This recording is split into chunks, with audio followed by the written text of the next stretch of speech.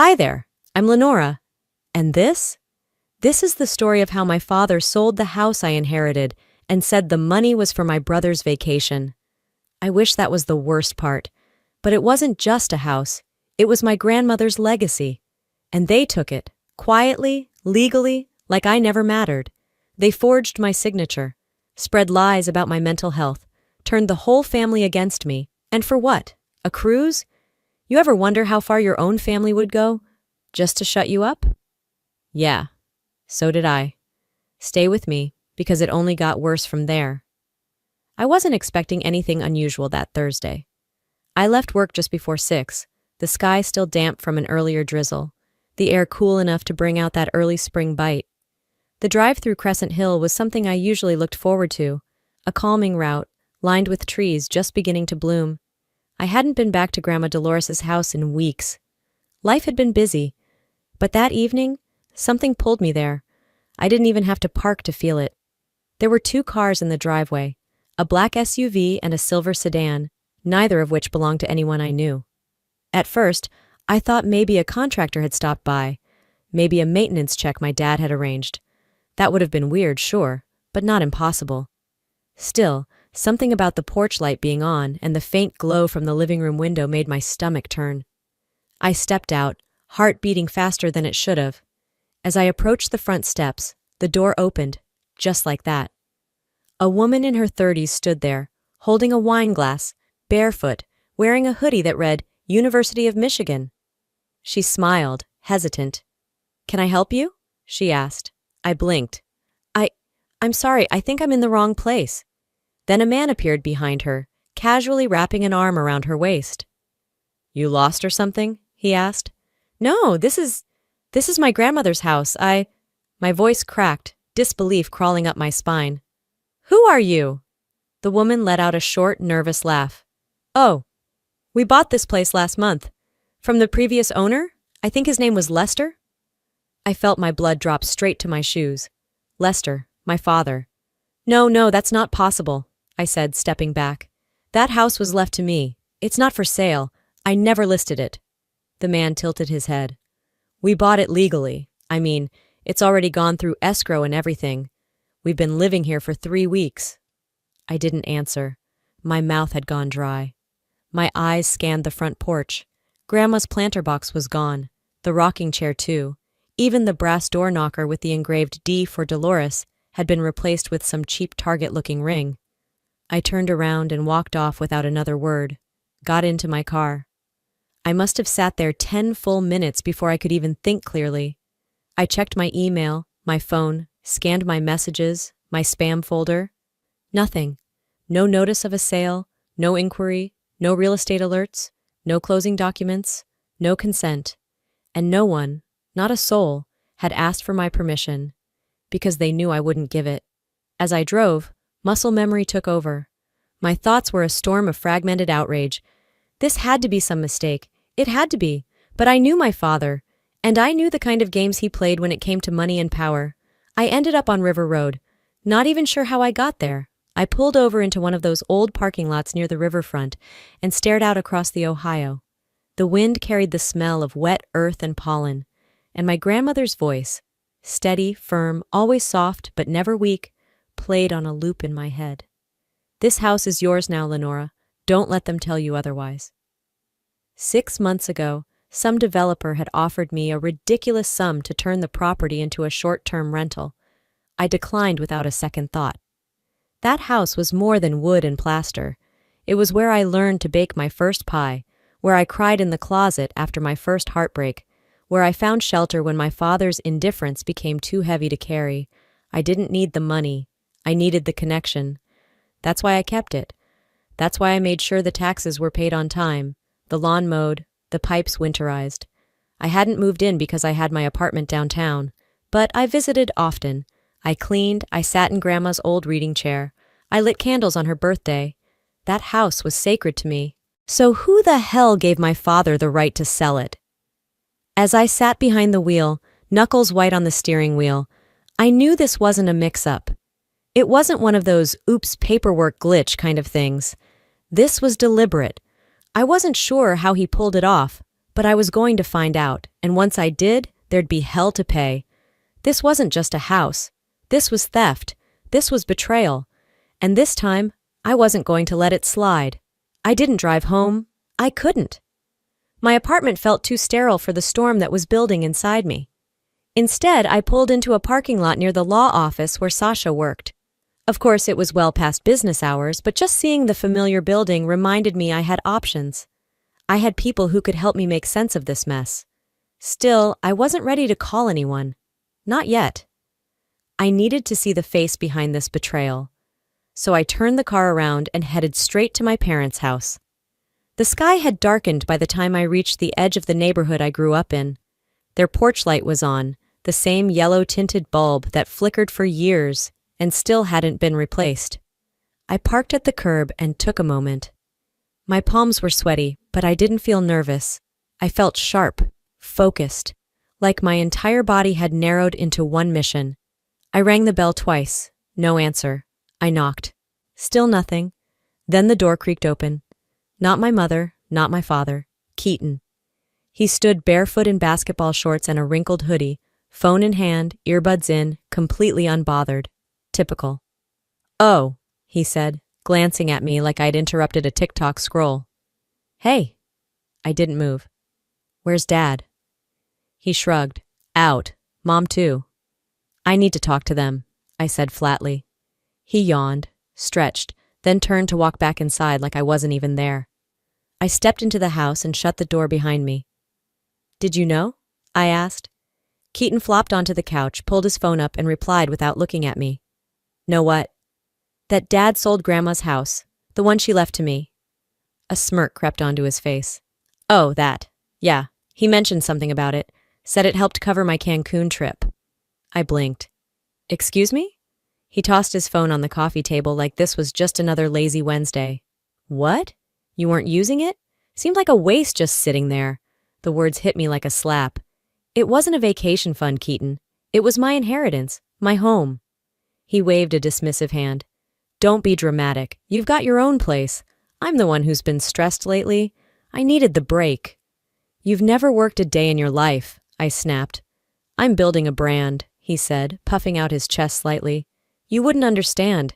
It's about presence and visibility now. It's digital real estate." "That house was real estate," I hissed. He rolled his eyes. "God, Lenora, always so serious." There was a beat of silence, and then, without shame, he added, "Besides, Dad said you didn't care, that you weren't attached to it." That was the moment something shifted inside me. The air felt colder. My spine stiffened. I took a slow breath and said, "Get him on the phone." Keaton laughed. "He's not going to talk to you right now. They're having dinner with the Bradleys." "Then I'll wait." "I wouldn't bother. You're making this a bigger deal than it is." I didn't answer him. I sat on the armchair across from him and crossed my legs. Silence settled between us like smoke, and I watched him, my brother, the golden boy, the professional moocher, the human black hole of accountability, scroll through his phone, completely unbothered by the theft he benefited from. Minutes passed. Then the door opened again. My parents stepped in, mid-conversation, laughing at something, wine on their breath. The moment my mother saw me, her smile dropped. My father, however, didn't flinch. "Lenora," he said casually, "didn't expect to see you tonight."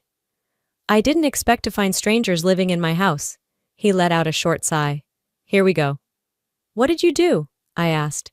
"How did you even have access to the deed?" "I had to make a decision," he said, stepping into the kitchen to pour himself a drink. "You were never going to use that house. It was sitting there, collecting dust.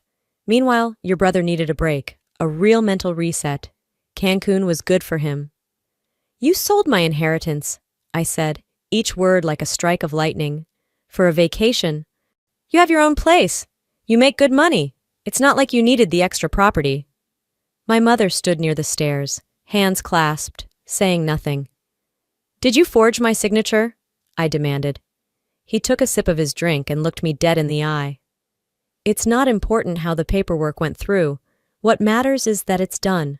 The buyers are happy, Keaton's refreshed, and honestly, you should consider letting this go." I stared at him, feeling the bile rise in my throat. Let it go? I said slowly. He leaned against the counter, completely at ease. Sometimes in a family, people need to make sacrifices. You're doing well, Lenora. Be proud of that. You don't need to hold on to the past. My mother finally spoke. We didn't mean to hurt you. We just made a decision we thought was best. For who? I snapped. For you? For Keaton? Certainly not for me. My father's jaw tightened. Watch your tone. You stole from me, I said coldly. You're being ungrateful, he snapped back. We've given you everything. You gave me nothing but trauma and distance. Grandma gave me that house. You just took it. He slammed his glass down. Don't test me, Lenora. I won't tolerate disrespect in my own house. I stepped closer.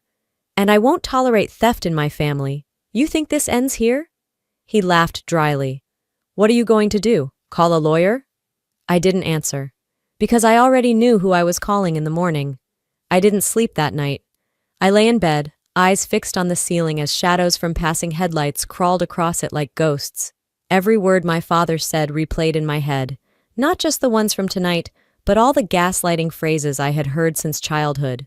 You're overreacting. You're too sensitive. You don't see the big picture. His tone had always been confident, calm even when he was wrong, like he believed the sheer force of his voice would overwrite the facts. But not this time. At dawn, I got up, poured myself a cup of coffee, and pulled the fireproof box from the top of my closet.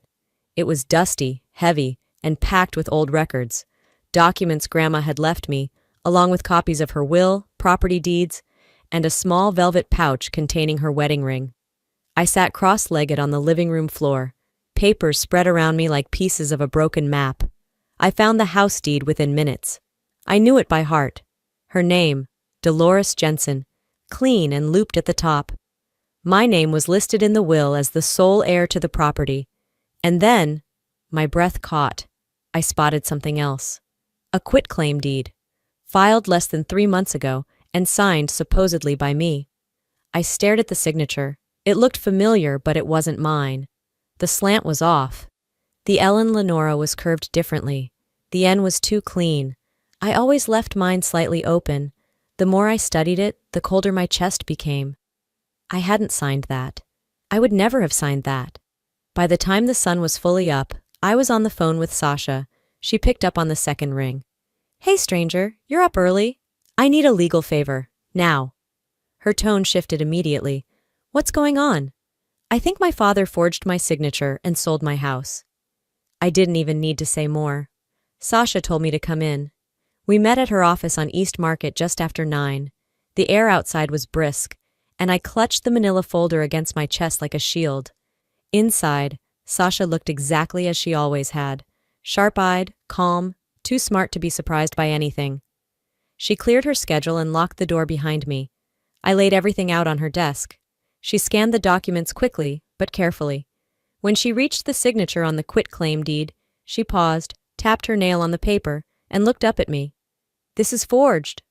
There it was. No hesitation, no ambiguity. I felt like my lungs deflated. Are you sure?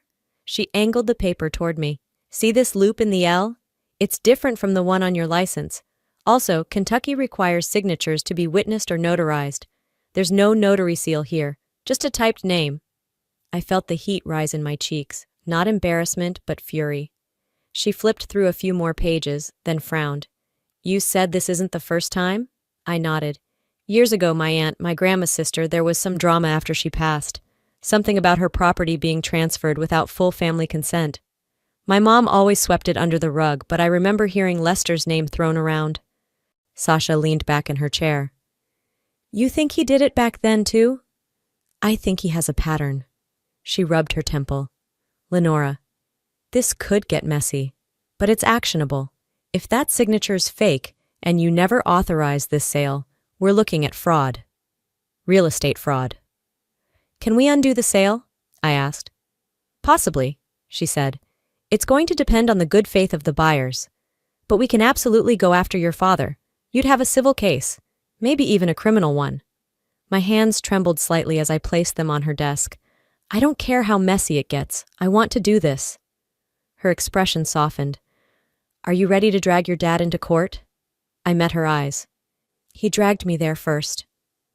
There was silence between us for a moment. Then Sasha nodded. All right, I'll start with a formal demand. If he ignores it, we file. I exhaled, the air shaky as it left my chest. Thank you. She gathered the papers, then stood. He wanted you to feel powerless, Lenora. You're not, and you never were.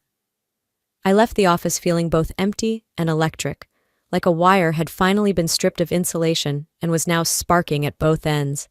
The betrayal wasn't abstract anymore. It had a paper trail. Proof. Evidence that my father didn't just ignore my rights, he erased me entirely from the picture. As I walked back to my car, I passed a bakery where I used to stop with Grandma after doctor appointments. The window was fogged with steam. The scent of cinnamon and brown sugar wafted out as a woman opened the door. For a moment I stood there, remembering the last time Grandma had hugged me on that very sidewalk. You're the only one in this family who sees clearly, baby, she had said. They'll hate you for it, but never stop looking. I got in my car and drove away, my jaw set. My father wanted to pretend I didn't matter. Now he was going to find out what it feels like to be seen as nothing. I had just pulled into my apartment garage when my phone lit up. Mom flashed across the screen. I stared at it, thumb hovering. I hadn't heard from her since that night at the house. Somehow, I already knew this wouldn't be a call to apologize. I answered anyway. Lenora? She said, her voice thin, almost hoarse. I heard you're speaking to lawyers? It wasn't a question. She already knew. Her voice cracked like she was holding back emotion, but I couldn't tell if it was shame, panic, or plain manipulation. I am, I said. I have to. There was a long pause. Sweetheart, don't do this. Please, you're going to tear this family apart.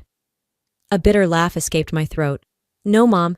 Dad already did that when he sold my house behind my back. She didn't respond right away. I could hear her shifting, maybe walking through the house, maybe pacing. I know you're angry, but you're successful, baby. You've got a good career. No children depending on you, no husband to answer to. Keaton, he's not as fortunate. I gripped the phone tighter. And that gives him a pass to steal from me? He needed a break, she said softly. You saw how burnt out he was. That trip gave him life again. I stared at my windshield, rain starting to speckle the glass. You let Dad take my inheritance. For a vacation. You didn't need that house, she insisted, her voice rising just slightly. It was just sitting there, empty, while your brother, he's been going through so much. I interrupted sharp. Don't make this about Keaton. This is about Dad forging my name. That's illegal. Lenora, listen to yourself, she snapped, more forceful now. You're talking about putting your own father in court. Yes, I said, because he committed fraud. Another pause. Then the voice softened again. Can we handle this quietly, please? Just for the family's sake. The way she said it, like I was being unreasonable for wanting justice, boiled something deep inside me. It wasn't new. My mother had always been afraid of scandal, allergic to confrontation. I'd seen her twist herself into knots to preserve appearances. And suddenly I remembered something I hadn't thought about in years. I was 16, coming home from school to find her hunched over the kitchen table, bills stacked like a fortress around her. She was crying into her hands. We were behind on the mortgage. She hadn't told Dad yet. She was too scared. The power had been shut off that morning. She didn't see me. I just stood there, frozen in the hallway. 2 months later, she married Lester, the man who could fix things. But he didn't fix her. He trained her to survive in silence. That fear of being broke, being seen as weak, still clung to her voice now, but I wasn't 16 anymore, and I wasn't going to play along with that silence. Mom, I said carefully, staying quiet isn't saving the family. It's just letting the worst people in it win. I'm not picking sides, she whispered. You already did, I said, when you stayed quiet. She exhaled shakily. If this gets out, people will talk. What will the church think? What about your father's reputation? I almost laughed. You're worried about Dad's reputation? I'm worried about all of us, she snapped. The Jensens have always been respected in this community. Don't throw that away." "I didn't throw anything," I replied. "But if he won't own what he did, then he's going to face the consequences." Her tone grew icy. "So that's it? You're just going to take your own father to court?" "No," I said, calm and cold. "I'm giving him one last chance to come clean. You tell him that. You tell him to fix this. If not, this doesn't stay in the family." The silence on the other end stretched for seconds that felt like hours. She didn't hang up, she just went quiet, and that silence told me everything. The silence on the line from my mother haunted me for days. But it wasn't the last I heard from the family. 3 mornings later, I was sipping coffee on my balcony when my phone buzzed. A text from Aunt Ruth. I hadn't spoken to her in over a year. "I hope you're taking your meds this time, honey. Stress never was your strong suit." I stared at the message. No hi, no how are you, just that. A poisoned dart wrapped in sugar. At first I thought it was a mistake. Maybe she meant to text someone else. But then I saw the second message come in. "You know your father's just trying to protect what's left of this family. Maybe don't turn everything into a courtroom drama?" My chest tightened. That wasn't just casual concern. That was character assassination, and it was starting to spread. By noon, I'd received 3 more messages from cousins I hadn't heard from in years. One asked if I was still seeing that therapist. Another said something about not making a scene again like in 06. The comments were veiled but pointed. I checked Facebook, something I rarely did anymore, and my stomach flipped. A vague post from a family member. "When someone you love struggles with mental health, sometimes you have to let go for your own sanity. Prayers up." The comments underneath weren't even subtle. My name was tagged in one. "Hope Lenora finds peace. She's been spiraling." What the hell was going on? I called Sasha immediately.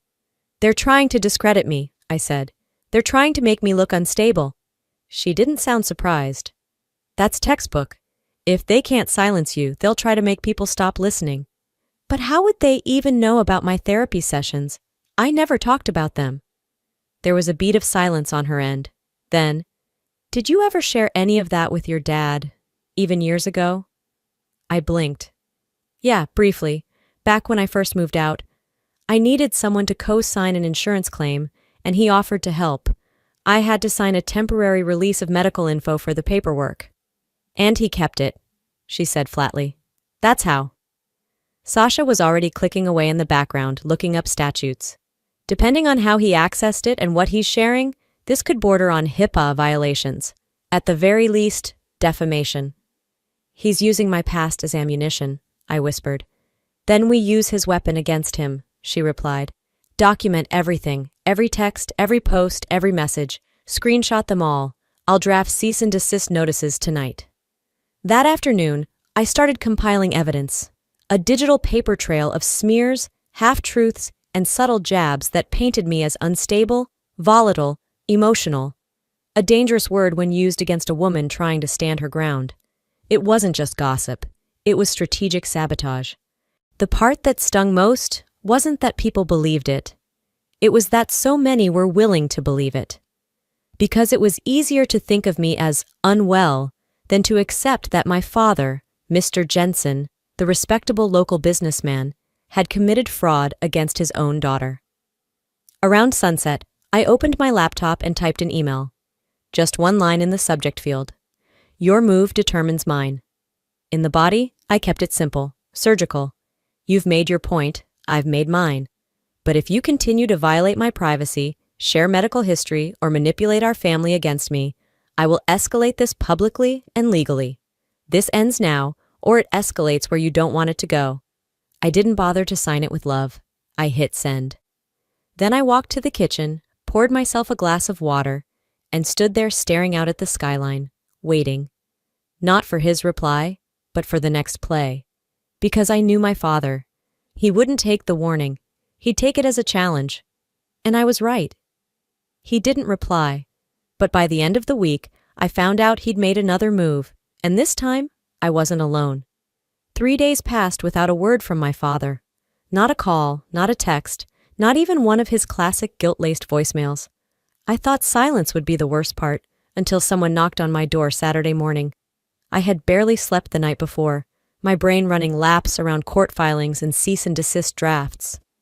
So when I opened the door in my oversized tee and wool socks, I wasn't expecting to find Camille Torrance standing there, her eyes rimmed red and a thick folder clutched in her hands like it was radioactive. "I'm sorry to just show up like this," she said quickly. "I didn't know who else to talk to." I stepped aside without a word and motioned her in. She didn't waste time with pleasantries. She dropped the folder on my kitchen counter and opened it.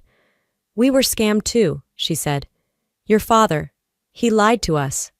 I raised an eyebrow and approached slowly, thumbing through the documents she spread out. Closing disclosures, bank transfers, even her inspection summary. Camille pointed to one line. "Seller attests full legal authority to transfer property." I asked him twice, once in person, once over email, if there were any claims, liens, or complications. She said. He told me it was clean, that the house belonged to him entirely. I stared at the signature at the bottom. Lester Jensen. My heart pounded against my ribs. "He rushed the deal," she added. "Said another buyer was interested. Pressured us to sign before the weekend or risk losing it." My stomach twisted. That was classic Lester. Pressure, posture, and polish. I flipped to the page with my forged signature. Still there, still neat, still not mine. "This isn't just family drama anymore," I said, voice low. "It's fraud. And now you're involved." Camille exhaled shakily. "I thought we were just unlucky, but when I saw the cease and desist thing posted online, and your name, I started putting pieces together. I think he conned both of us." I nodded. "You're not wrong." That afternoon, Camille and I sat across from Sasha in her office. Sasha, always composed, reviewed the folder with clinical precision, flipping each page like a scalpel slicing toward the truth. "This gives us real weight," she finally said. "Multiple victims, a pattern of misrepresentation, forged signatures. This is no longer a family dispute. It's a legal assault case waiting to happen." Camille leaned forward. "Will I lose the house?" "There's a strong chance the sale gets voided," Sasha replied. "But that means restitution, damages, possibly even criminal inquiry depending on how far your father went." I watched Camille absorb that with the kind of numbness I knew too well. "We'll handle it together," I told her. "He played both of us. We fight back together." Later, over lunch in a quiet cafe off Market Street, Sasha surprised me. "He almost broke me once," she said suddenly, stirring her tea but not drinking it. I looked up. "Your ex?" She shook her head. "No, a client, powerful family. Years ago I handled an inheritance case. Young woman's uncle cut her out of a trust. Her relatives threatened me with bar complaints, fake reviews, smear letters. I backed off. I was younger. Didn't have the backbone I do now." She looked me square in the eyes. "But this time I'm not backing off." For the first time in days, I felt something inside me shift. Not fear, not fatigue, but the faint spark of something stronger. I wasn't fighting this alone anymore. That evening, back in Sasha's office, the three of us sat side by side while she drafted the preliminary complaint. The language was clear, sharp, and blisteringly professional. Misrepresentation, forgery, emotional distress, breach of trust. We reviewed every paragraph like it was a loaded weapon, and when Sasha hit print, I signed my name on that first page without hesitation. Camille followed. Then Sasha stamped the documents and said, "We file Monday." Outside, dusk had settled over the city. Streetlights flickered on one by one. Somewhere in the distance, church bells marked 7 o'clock. It was quiet. But inside me, something had roared back to life. We were done with warnings. Let the fight begin. Monday morning, I woke up to my name in a headline. I hadn't even brushed my teeth when Sasha called. "Check the Courier-Journal," she said. "Page 2. I didn't have a physical copy, but I didn't need one. Someone had already tagged me in a photo on Facebook. The headline sat in stark black letters, framed by a grainy photo of the house that used to be mine. Daughter and homebuyer file suit against local businessman. Fraud allegations rock prominent Jensen family. I clicked the article and skimmed quickly. They had details. Too many details. My name, Camille's name, the forged signature, the house value. Even a quote from someone close to the family about how sad it is to see private matters dragged into court. I leaned against the counter, my phone trembling in my hand. They didn't get this from me, I told Sasha. I didn't think so, but somebody leaked it. Maybe Lester. Maybe someone else trying to stir the pot. By noon, it was trending on the local news app. People from high school I hadn't heard from in a decade started liking my LinkedIn. A guy I dated freshman year of college messaged, "Damn, you made the paper." I closed the app. That same day, Camille texted, "I've already had 2 clients cancel on me. They said they didn't want the drama." And then, an email from my mom, short, formal, and devastating. Subject, termination notice body. Viola Jensen is no longer employed at Oakhurst Assisted Living. We thank her for her service. No explanation, no press release, just done. I stared at the screen for what felt like a full minute before calling her. She didn't answer. An hour later, a message from my Aunt Linda came through on WhatsApp. "Whatever you're doing, stop. You're embarrassing this family. Your mom didn't deserve that." Another from Uncle Rob. "Grandma would be ashamed." That one hit harder than I expected. I texted Sasha. "Now the family's turning. Hard." Her reply came in seconds. "It means they're scared. Stay focused." I tried to. I really did. But then Keaton called. I was standing in line at Walgreens, buying toothpaste and ibuprofen, when his name lit up my screen. I answered with more curiosity than anger. "What do you want?" I said. "You happy now?" His voice was bitter. "Mom lost her job. The whole neighborhood's talking. And now the IRS is in my business." I froze. "What?" "They're auditing me. Said the funds used for the evocation were never documented properly. Something about a flagged wire transfer. My accounts are frozen, Lenora. I can't even buy gas." I didn't respond. He laughed darkly. "You think this is justice? You think making your whole family miserable makes you the good guy?" I inhaled sharply. "I didn't touch your accounts. I didn't call the IRS. Actions have consequences, Keaton. You got money that wasn't yours." "You think you're better than the rest of us?" he snapped. "You've always acted like you were." I let that hang in the air a second. "You should be asking why Dad gave you stolen money, not why I'm calling him out for it." He hung up. That night, I got an email from my father. No greeting, no sign-off, just 3 lines. "You wanted war. Now you have it. I'll see you in court." I stared at the screen until it dimmed from inactivity. Then I closed my laptop and stood at the window again, the city lights flickering across the skyline like warning flares. I thought of the silence in my mother's voice, the panic in Keaton's, the rage in my father's, and I felt no guilt, no regret, because I hadn't created this chaos. They had.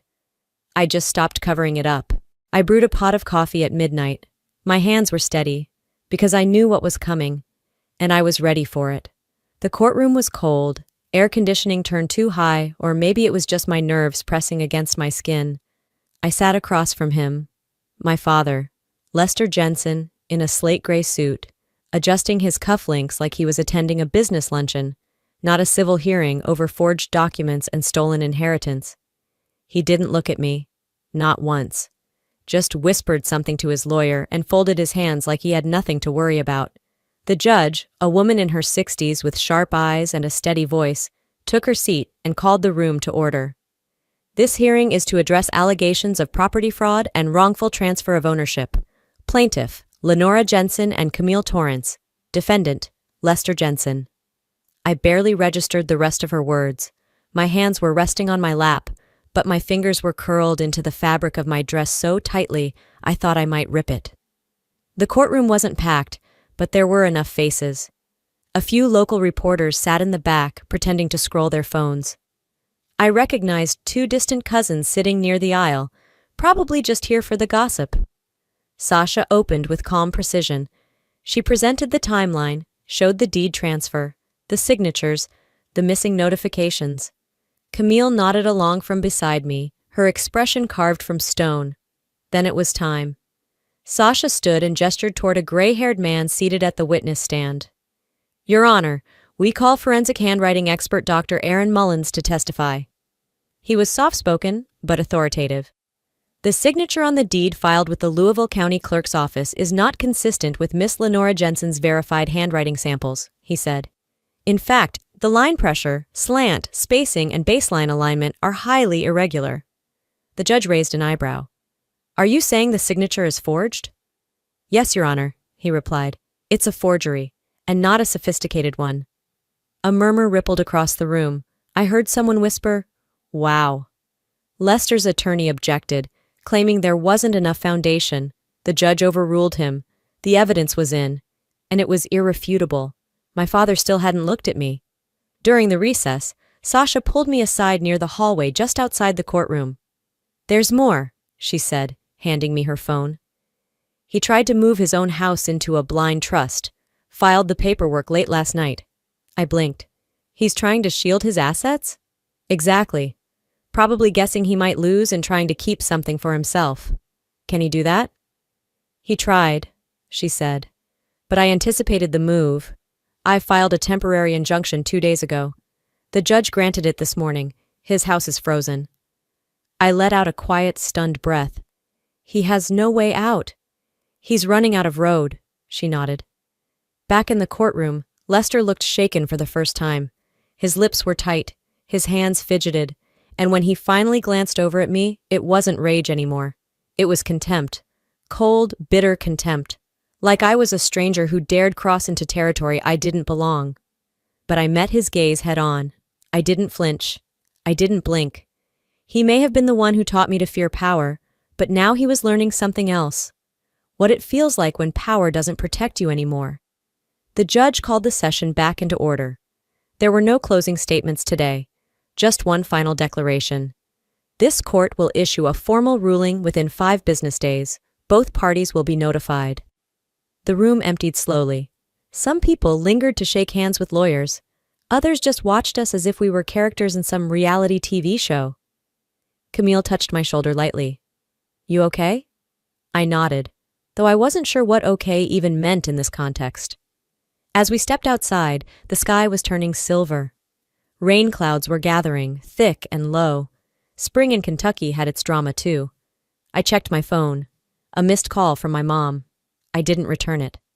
We reached the parking lot, and Sasha turned to us. We did it. The hard part is done. Not the hardest, I said, but maybe the most important. Sasha nodded, understanding me without needing the rest explained. This wasn't just about a verdict. This was about rewriting what it meant to share blood with someone. This was about saying, I know what you did, and I will not let you get away with it. It rained the morning the verdict came down, not the kind of storm that rattled windows, but a soft, steady drizzle, as if the sky had finally decided to weep for all the damage done.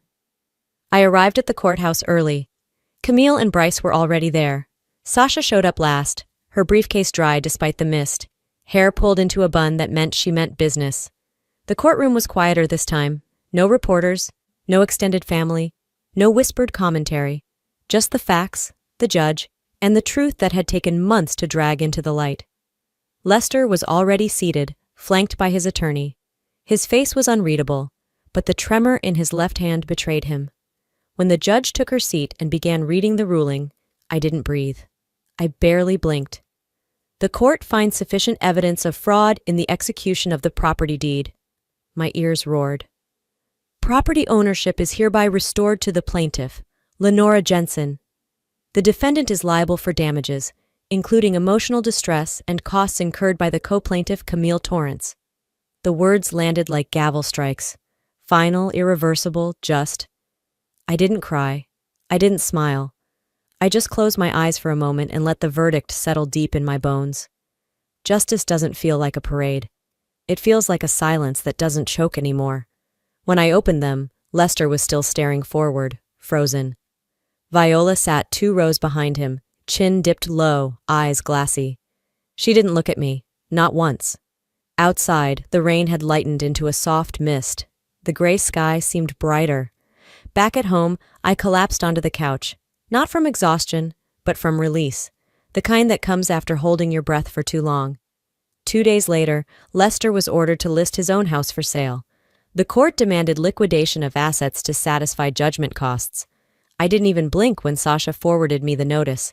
That same week, Viola was quietly removed from the board of her community foundation.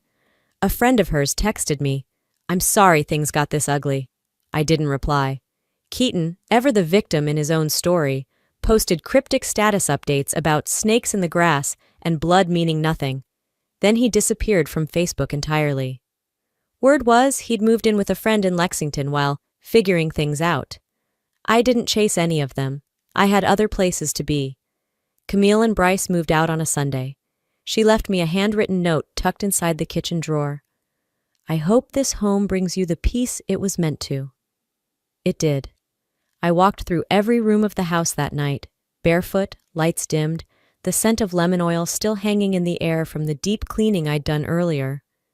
My grandmother's house, mine again, mine still. I put her portrait back over the mantel, lit a candle beneath it, and whispered, "It's done." 3 days later, a voicemail came through.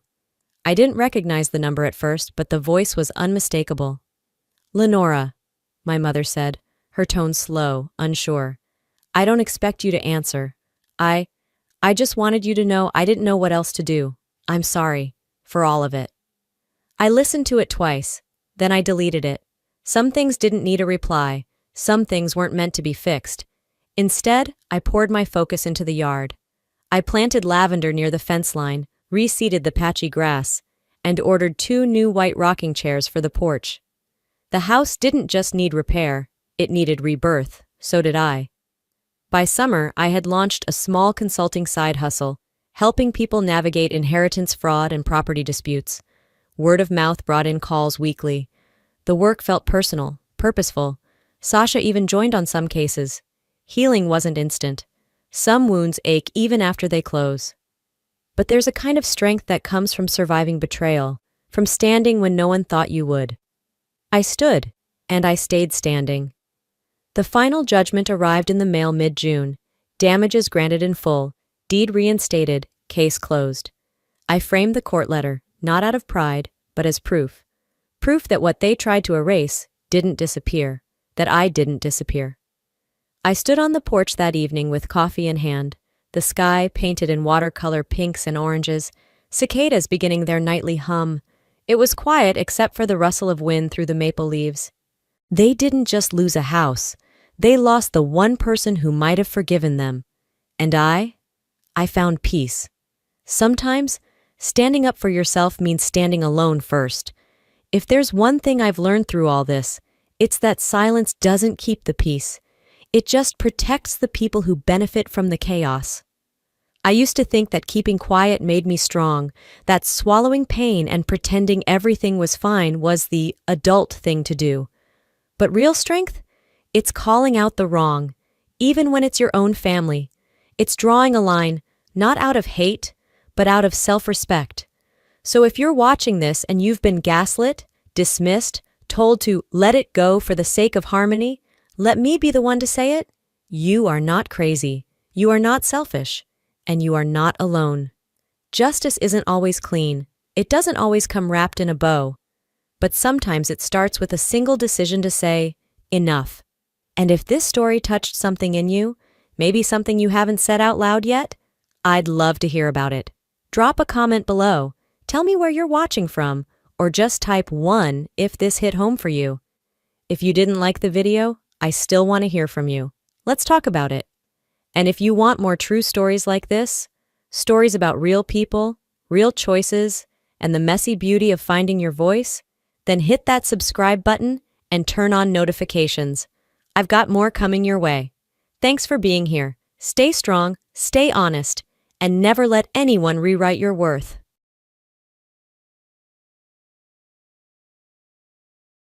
Hey there, I'm Sarah Johnson, 28 years old, and trying to make a name for myself as a novelist here in Chicago. Before we dive into my story, do me a favor, hit that subscribe button. Trust me, you're going to want to hear this.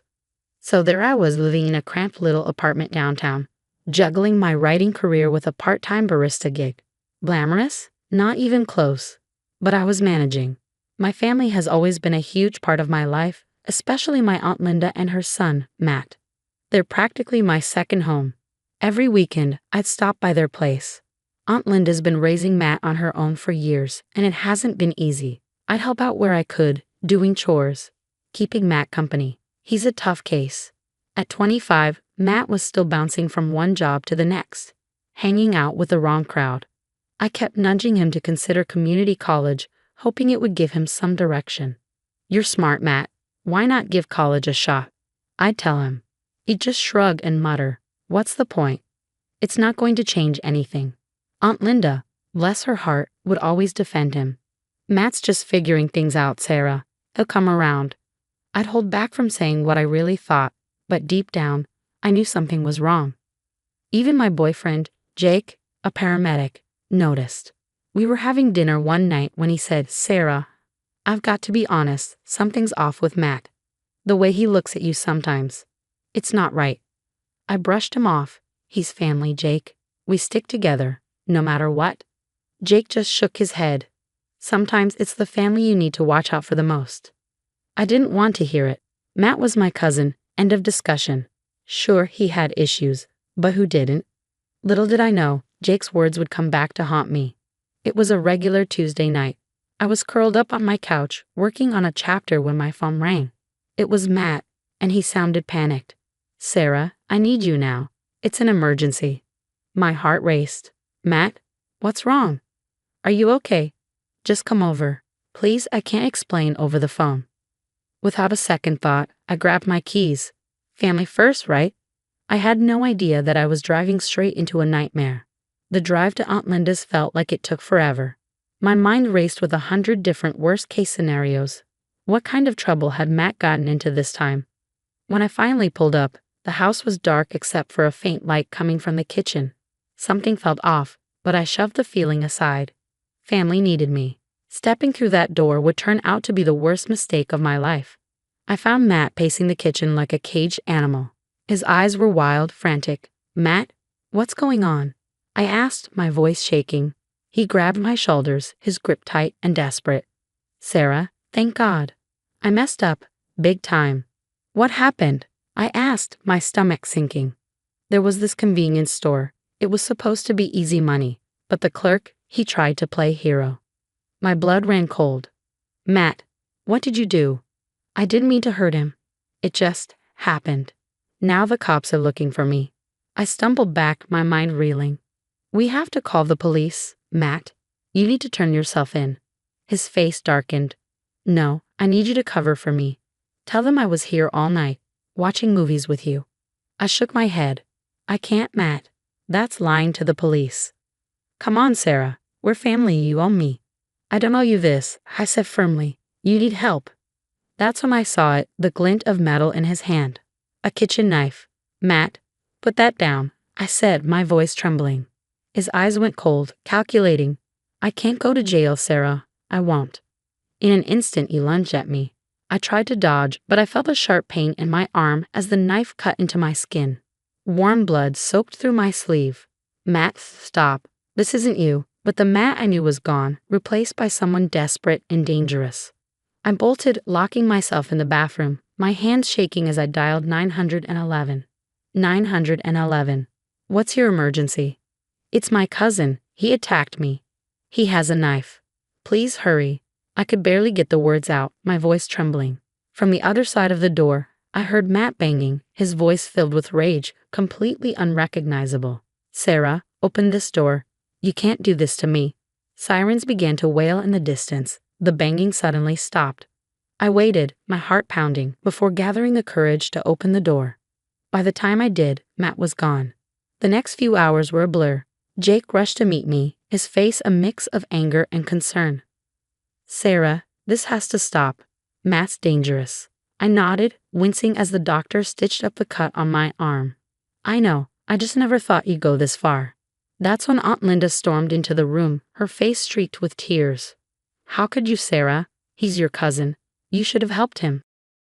"Ma'am," a nurse interjected, "your son attacked Sarah with a knife. She did the right thing." Aunt Linda's accusations kept coming, filling the room like a heavy fog. And something inside me snapped. Years of making excuses, enabling bad behavior, and always putting family first at my own expense, it all came crashing down. I looked at her, really looked at her, and for the first time, I saw the toxicity that had been festering for years. "Enough," I said, my voice stronger than I felt. "It's over. All of it." Later that night, sitting in my apartment, the throb of stitches in my arm was a constant reminder of how my world had just been flipped upside down. Hospital discharge papers lay on the coffee table, a stark reminder of what had happened. I picked up my phone, stared at Matt's contact, and hit block. Then I did the same for Aunt Linda. It was time to cut ties. The next day, I headed to the police station. Detective Rodriguez was waiting for me, his expression grim. "Miss Johnson, thanks for coming in. We need to talk about Matt." I nodded, racing myself. "What do you need to know?" "We believe your cousin might be involved in a series of robberies and assaults. Can you tell us exactly what happened that night?" I took a deep breath and spilled everything. The panicked call, Matt's confession about the robbery, his desperate plea for a fake alibi, and then the knife. He just snapped. I've never seen him like that before. It was like he was a stranger. Rodriguez leaned forward, his voice steady. "You did the right thing coming forward. We'll make sure you're protected." As I left the station, my phone buzzed. It was Jake. "How'd it go?" "It's done. I told them everything." "I'm proud of you, Sarah. Want me to come over?" I hesitated. "Actually, I think I need some time alone to process." That night, I sat at my laptop, my fingers flying across the keyboard. Words poured out of me, stories of betrayal, family, and the hard choices we sometimes have to make. It was cathartic, turning my pain into something meaningful. A few days later, I found myself in a community center, surrounded by strangers with haunted eyes, a support group for victims of family violence. A woman named Tanya was speaking, her voice steady despite the tears in her eyes. "My brother. I thought he'd always have my back. But when he raised his hand to me, I knew I had to walk away. It was the hardest thing I've ever done, but also the most freeing." Her words hit home. After the meeting, I approached her. "Tanya, I'm Sarah. Your story, it really resonated with me." She smiled warmly. "First time here?" I nodded, rolling up my sleeve to reveal the bandage. "My cousin, he." Tanya gently placed a hand on my shoulder. "You're brave for being here. It gets easier, I promise." Weeks passed. I threw myself into my writing and therapy, finding solace in Jake's support. He was always there with a warm hug or a listening ear. I started to feel like I was rebuilding my life, piece by piece.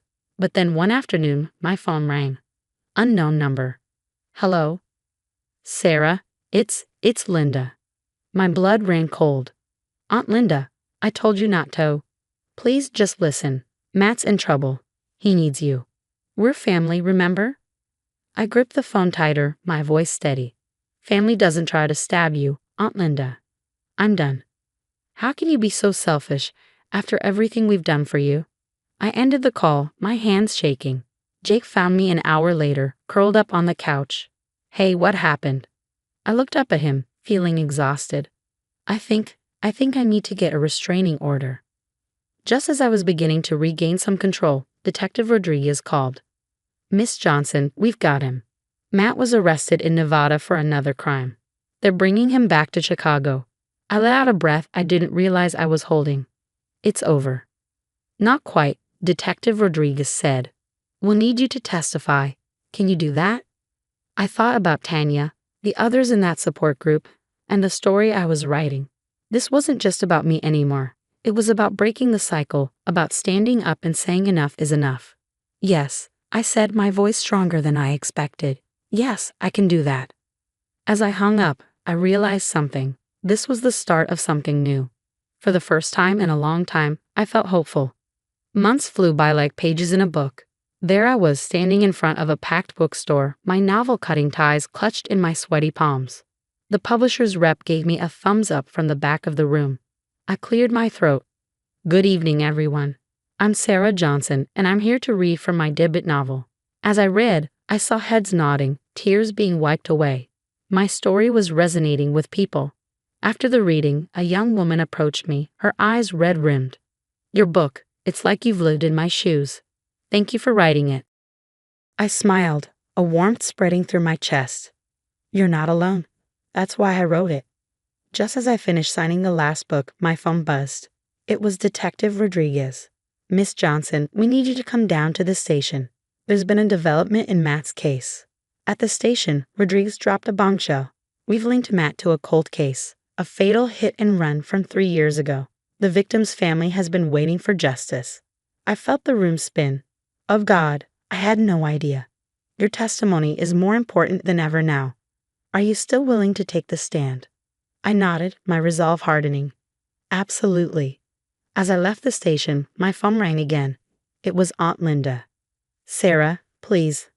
I know I've made mistakes, but Matt needs you. He's facing serious time. Just speak to the judge. Tell them he's a good boy who made a mistake. I took a deep breath. Aunt Linda, listen to me. Matt isn't a good boy who made a mistake. He's an adult who's made terrible choices. He attacked me with a knife. He killed someone in a hit and run. I can't lie for him. I won't. But we're family. How can you turn your back on us? Family doesn't mean enabling destructive behavior. I'm done. Please don't contact me again. I hung up, feeling a weight lift off my shoulders. The day of the trial arrived, and as I took the stand, I saw Matt for the first time since the attack. He looked small and defeated, but when our eyes met, I saw a flash of the anger that had always simmered beneath the surface. Miss Johnson, can you tell the court what happened on the night of April 15th? I took a deep breath and told my story, every detail, every fear, every moment of betrayal. When I finished, the courtroom was silent. The verdict came swiftly, 20 years. Weeks later, I was back at the bookstore for another signing when Jake showed up, looking nervous. He approached me and dropped to one knee, pulling out a ring. Sarah, you're the strongest person I know. Will you marry me? Tears welled up in my eyes. Yes, 1,000 times yes.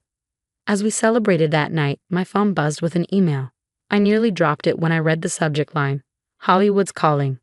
Babe, they want to turn your book into a movie. You did it, Sarah. You turned all that pain into something beautiful. I looked at Jake, then at the ring on my finger. I thought about the movie deal, the success of my book. And then I thought about Matt, sitting in a prison cell, and Aunt Linda, alone in that big house. No, I said, smiling. We did it. I couldn't have done any of this without you, without the support group, without everyone who believed in me.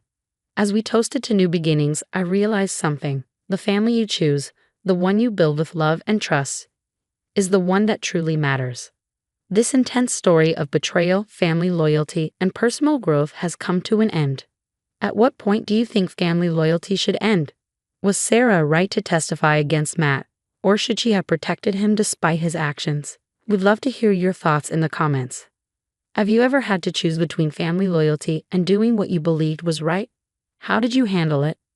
If this story resonated with you, please hit that like button and subscribe for more thought-provoking content.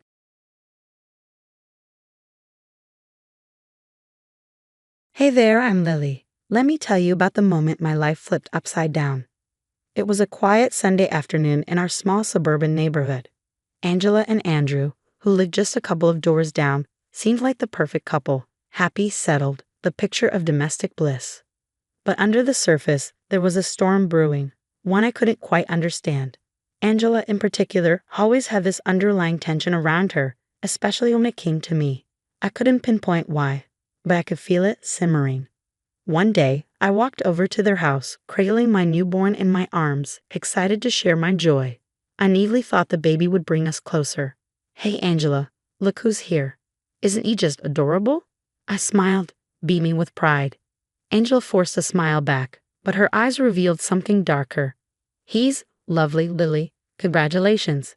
Andrew, bless him, was more genuine, his smile warm as he said, He's perfect, Lily. We're so happy for you. But I noticed his nervous glances toward Angela. Something was off, and it only got worse as time passed. What started as small, uncomfortable moments turned into awkward family dinners filled with passive-aggressive comments. I couldn't ignore it anymore. One day, I asked Andrew, Is everything okay with Angela? She seems different. He sighed, running his hands through his hair. It's complicated, Lily. She's dealing with some things internally. I'm not sure how to help her. I didn't want to push, but the strain was becoming impossible to ignore. Things finally came to a head at a family gathering. We were all at our parents' house, and the atmosphere was tense from the start. Angela was especially on edge. Everyone was passing around my baby, cooing over him, but when it was Angela's turn to hold him, something snapped. Her expression twisted into something unrecognizable. Without warning, she slapped me across the face hard. The room fell into stunned silence. I could feel the burn on my cheek, my shock mirrored in everyone's eyes. My baby started crying, his wails cutting through the heavy tension.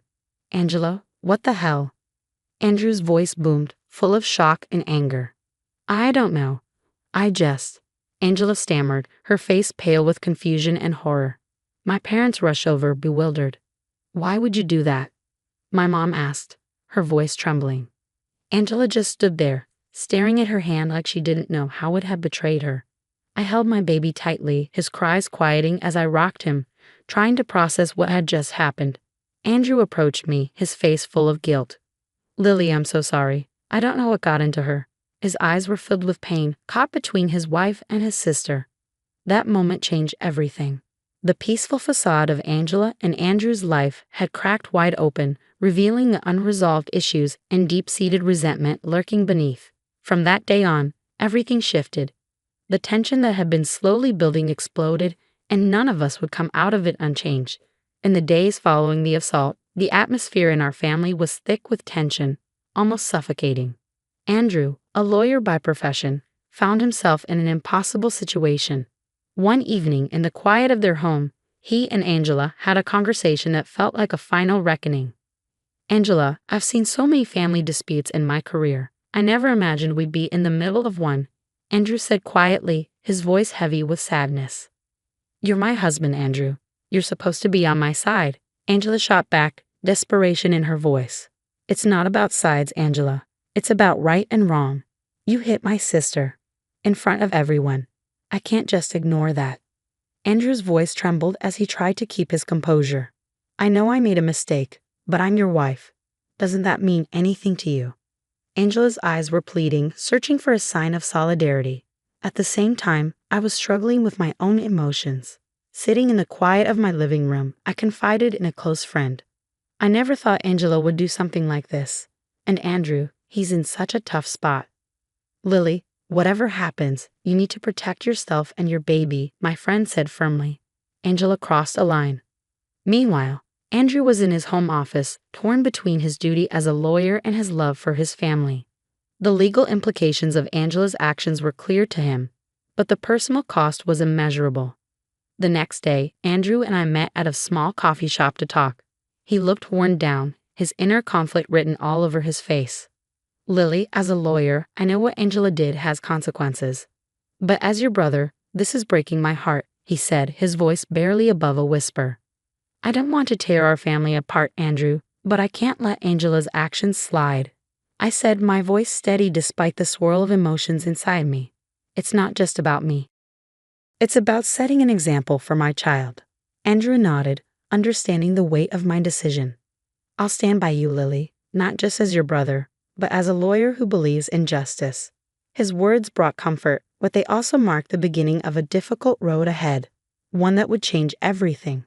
In the weeks that followed, Andrew found himself in the strange position of advising me on the legal case against his own wife. Our conversations were professional, but the emotional undercurrents were impossible to ignore. "We need to document everything, Lily. Every piece of evidence, every witness statement.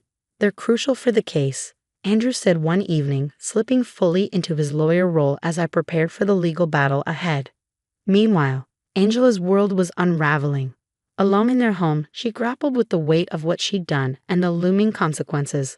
"Why can't they see it was a mistake? Why isn't Andrew defending me?" she muttered to herself, a mix of anger and confusion swirling in her mind. One afternoon, Andrew and I met at my lawyer's office to go over the strategy. "Lily, we need to be thorough," Andrew explained. "Every detail, every moment of that day needs to be accounted for." "I know, Andrew," I said, a lump forming in my throat. "It's just so hard to relive it over and over." He reached over, his voice softening. "I'm here for you, Lily. We'll get through this together." As Andrew tried to juggle his roles as my brother and Angela's husband, Angela herself was struggling. In a rare moment of vulnerability, she confided in a friend over the phone. "I never meant to hurt anyone," she said, her voice cracking. "It just happened, and now, Andrew's against me. Everyone's against me. You made a big mistake, Angela, but you need to face it. Maybe if you own up to it, people will start to understand." her friend suggested gently.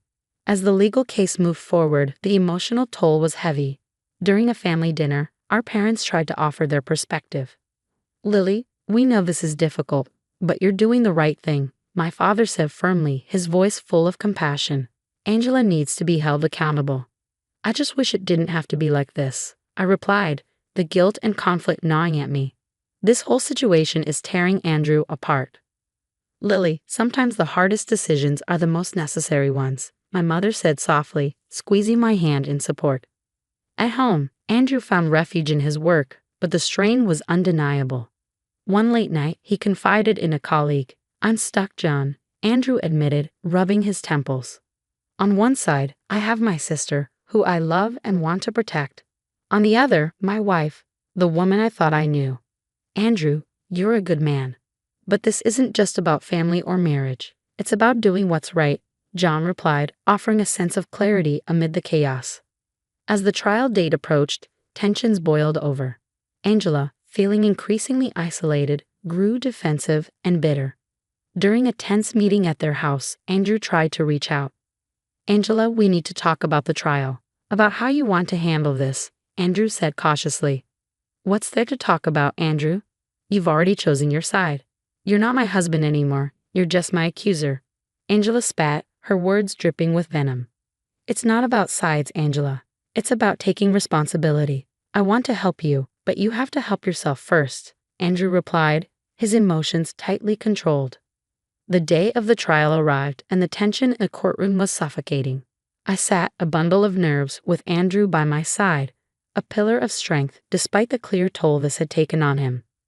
Lily, Andrew whispered as the proceedings began, no matter what happens today, remember, you did the right thing by standing up for yourself. The trial unfolded with a series of testimonies and evidence. Angela sat, her face a mask of unreadable emotions, occasionally casting glances at Andrew and me, her eyes full of resentment and regret. During a recess, I found a quiet corner of the courthouse to gather my thoughts. It was all too much, too heavy. I was lost in my thoughts when a familiar voice broke through. Lily, are you okay? It was my friend who had come to support me.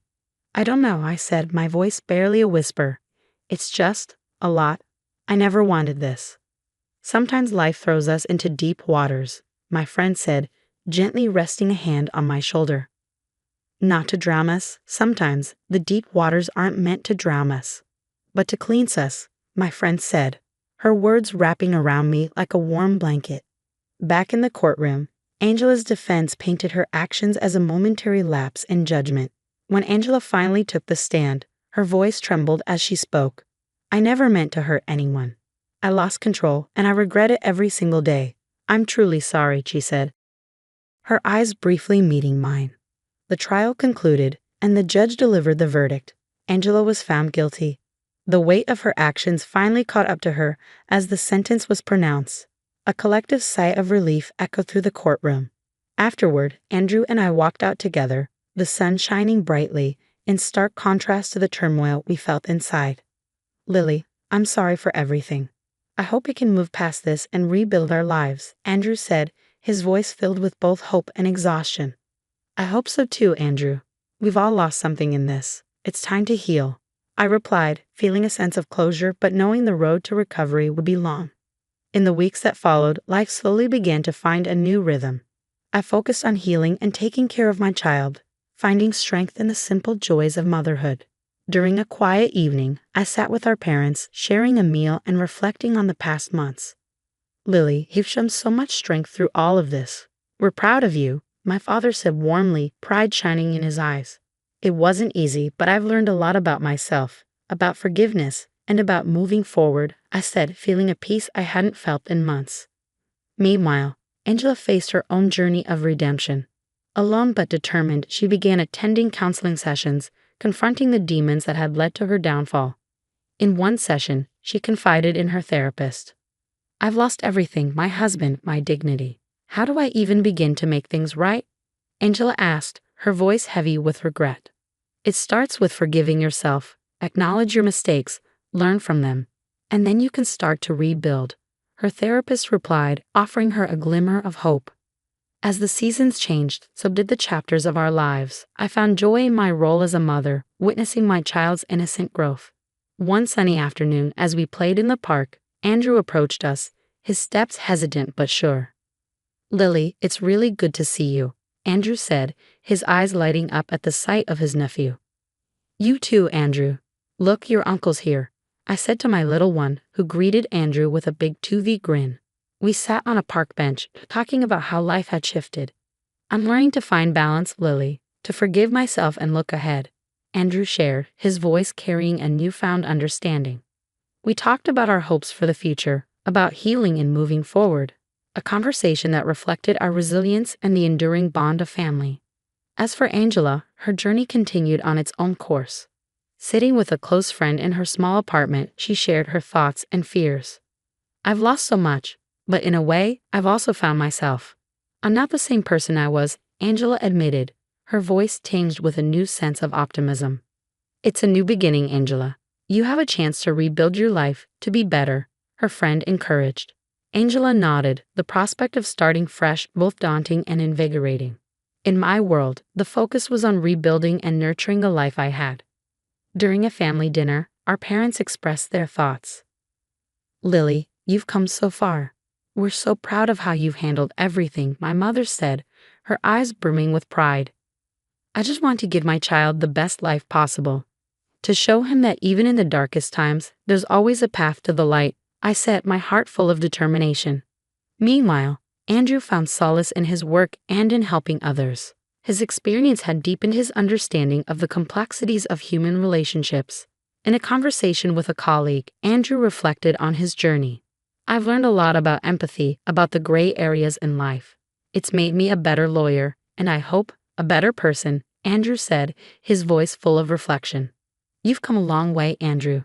That's something to be proud of," his colleague replied, acknowledging Andrew's growth. The chapter of our lives marked by turmoil and pain was closing, giving way to new beginnings. Angela was on her path to redemption, learning to live with her actions and striving to be better. Andrew and I, bound by the trials we had faced, looked to the future with hope and determination. That night, as I tucked my baby into bed, I reflected on the journey we had all taken, the pain, the lessons, the growth. Our story was one of resilience, of facing the consequences of our actions, and of the enduring power of family and forgiveness. Now, here's a question for you. If you were in Andrew's position, torn between supporting your spouse and standing up for justice for a family member, what would you do? It's a tough choice, balancing loyalty and morality. Share your thoughts in the comments. And if you enjoyed this story, don't forget to hit the like button and subscribe to the channel. Your support means the world and keeps these stories coming.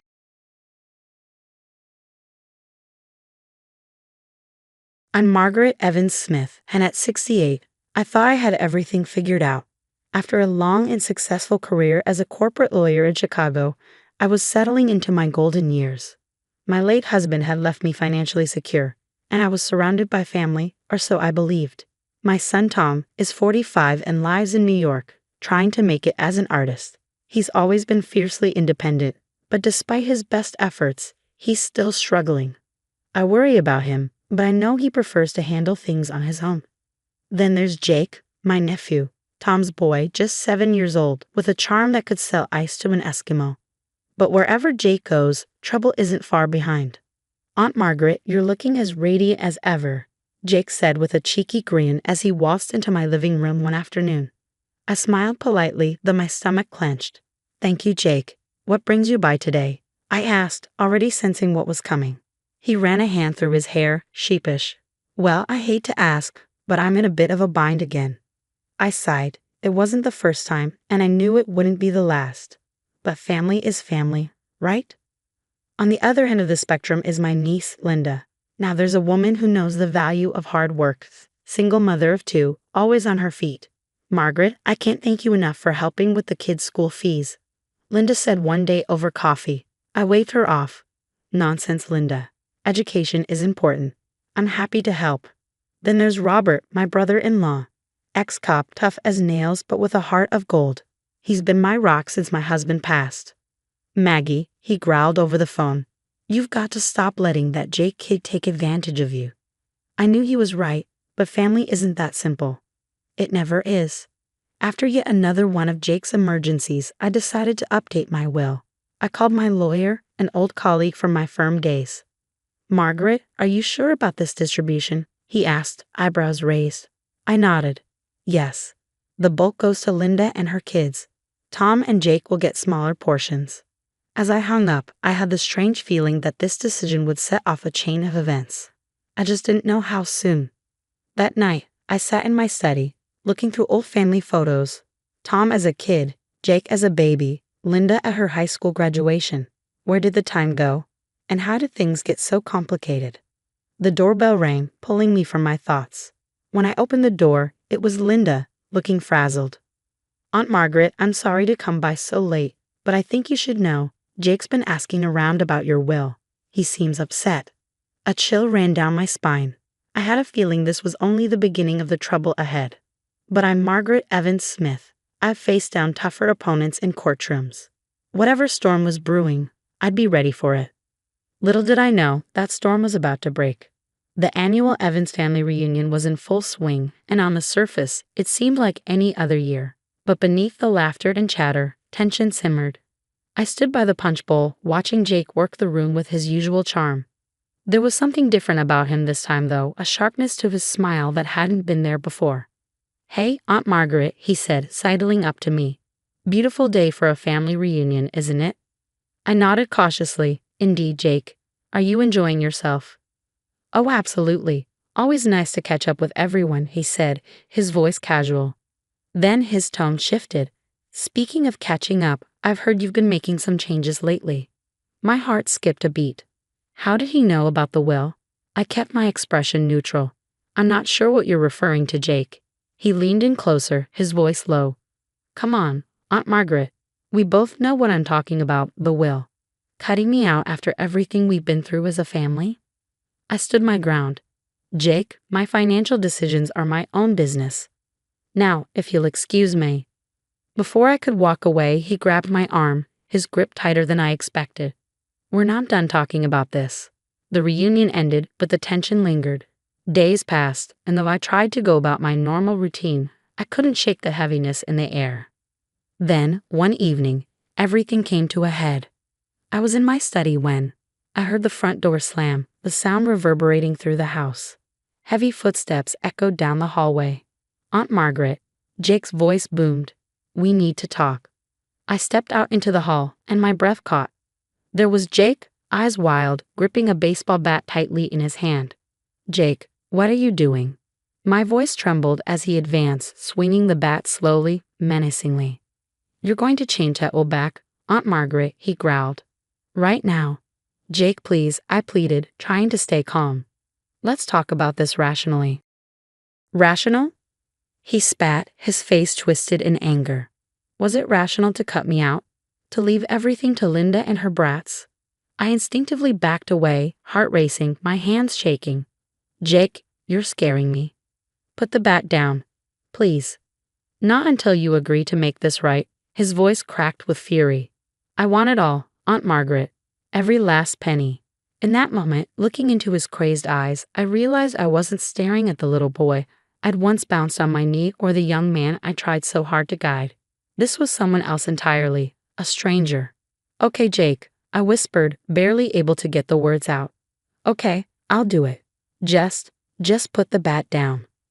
He lowered the bat, a triumphant grin spreading across his face. "I knew you'd see reason, Aunt Margaret. We'll go to the lawyer's first thing tomorrow." After he left, I collapsed onto the floor, trembling. How had it come to this? How had things gone so terribly wrong? The next day, I called a security company and had hidden cameras installed throughout my home. It felt surreal, like I was living in a suspense thriller.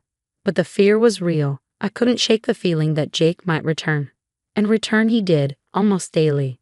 He'd show up unannounced, his eyes darting suspiciously around the house. "Just checking in on my favorite aunt," he'd say. But the warmth in his voice was long gone. I'd force a smile, my heart pounding. "That's thoughtful of you, Jake." One afternoon, while Jake was supposedly using the bathroom, I noticed my checkbook had been moved. A sick feeling settled in my stomach. After you left, I carefully went through my financial records. Oh my God, I whispered, my hands shaking. Several checks had been forged, all in Jake's handwriting. I called Linda immediately. I need your help, I said, my voice cracking. Over the next few weeks, we documented everything, every forged check, every suspicious interaction. But then Robert uncovered something even worse. Jake's mixed up in some bad stuff, Maggie, Robert said, his voice heavy with concern. There's a local drug ring, and his name keeps coming up. The ground felt like it was crumbling beneath me. As we built our case, Jake's behavior became more erratic. He'd show up at all hours, pacing, muttering under his breath, his eyes wild with paranoia. And then came the night it all fell apart. I was in my study when Jake burst in, more agitated than I'd ever seen him. I know what you're doing, he snarled, advancing on me. You think you're so smart, Aunt Margaret, but I'm not going to let you screw me over. Jake, please, I said, backing away, my heart thundering in my chest. Calm down. Let's talk this through. Talk? He laughed bitterly, his voice cold. We're way past talking. I want what's mine, and I want it now. He lunged at me, grabbing my arm roughly. I cried out in pain and fear. You're hurting me, Jake. Please, stop. Not until you give me what I want, he shouted, shaking me violently. Suddenly, the door burst open. Robert and Linda rushed in, followed by 2 police officers. Get your hands off her, Robert bellowed. Jake spun around, shock and rage flashing across his face. What the hell is this? The officers moved in quickly, restraining him as he struggled and cursed, his face twisted with fury. I sank against Linda, overwhelmed with relief and an unbearable sadness. I'm so sorry, Aunt Margaret, Linda whispered, holding me tight. But it's over now. You're safe. I watched as they led Jake away in handcuffs, still ranting, his voice echoing through the house. My nephew, my own flesh and blood. How had it come to this? As the chaos subsided, I turned to Robert and Linda, my voice shaky and broken. Determined, I took a deep breath and looked at both Robert and Linda. Thank you. I couldn't have done this without you, but now we have to see this through to the end. The days following Jake's arrest were a whirlwind. Linda, Robert, and I spent hours with the police, presenting the evidence we had meticulously gathered. The detectives' eyes widened as they sifted through the financial records and reviewed the footage from my hidden cameras. Mrs. Smith, this is quite extensive, one detective remarked, impressed. You've built a solid case here. I nodded, feeling a strange mixture of pride and sadness. I just wish it hadn't come to this. As news of Jake's arrest spread, Tom flew in from New York. He stormed into my house, his face a swirl of confusion and anger. Mom, what's going on? Why is Jake in jail? This has to be some kind of mistake. I took a deep breath, motioning for him to sit. Tom, there's a lot you need to know. Over the next few hours, I laid everything out, the threats, the theft, and Jake's connections to the drug ring. With each revelation, Tom's expression darkened. I can't believe it, he whispered, his voice cracking. My own son. The court case was grueling. I sat there day after day, watching as Jake's web of lies unraveled. My years of legal experience proved invaluable, and I worked closely with the prosecution, my voice steady as I testified against my own nephew. When the judge finally announced the verdict, guilty on all counts, I felt no triumph, only a deep, aching sorrow. As Jake was led away, his eyes burned with fury. This isn't over, Aunt Margaret, he snarled. I met his gaze, my voice quiet but resolute. Yes, Jake, it is. In the aftermath of the trial, I revised my will one last time, removing Jake completely. It was a painful decision, but a necessary one. 1 year later, I found myself in the backyard, surrounded by family. Tom was playing with Linda's kids, while Robert manned the grill. The wounds from the past year were still there, but they were healing. Any word on Jake? Tom asked quietly as we set the table. I sighed. More charges. His drug connections ran deeper than we thought. He'll be in prison for a long time. As we sat down to eat, I cleared my throat, gathering the strength to share something important. I have an announcement to make, I said, glancing around the table. I've decided to start a foundation. A foundation? Robert raised an eyebrow. I nodded. To help victims of financial elder abuse. What happened to me? I don't want others to go through that alone. Tom's eyes welled up with emotion. Mom, that's amazing. As conversation flowed around me, I reflected on the past year, the betrayal, the fear, the hard decisions, but also the love, the support, and the strength I had found, both in myself and in those around me. To family, I said, raising my glass, the one we choose, and the bonds we forge through adversity. Everyone echoed the toast, and for the first time in a long while, I felt peace wash over me. The road had been difficult, but I had walked it with dignity. And now, I was ready for whatever came next. If you were in Margaret's shoes, would you have involved the police earlier, or would you have tried to handle the situation within the family? How far would you go to protect a family member who's clearly gone down a destructive path?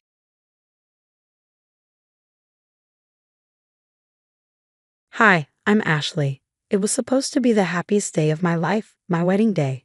A day filled with love, laughter, and the promise of a new chapter with the man I loved, David. The sun shone brilliantly in a cloudless sky. The garden was in full bloom, and our friends and family buzzed with excitement. Everything seemed perfect, or so I thought. As I walked down the aisle, radiant in my white gown, I caught sight of my father's stern face. He had never approved of David, always calling him unworthy. But I loved David, and I had hoped my dad would eventually come around. I was wrong. After the ceremony, during the reception, the tension in the air was palpable. Dad's glare at David was a silent challenge. I tried to laugh and chat with our guests, but the unease was undeniable. Then came the toasts. When Dad stood up, his voice was cold and sharp. Instead of speaking about love and happiness, he spoke of disappointment and disapproval.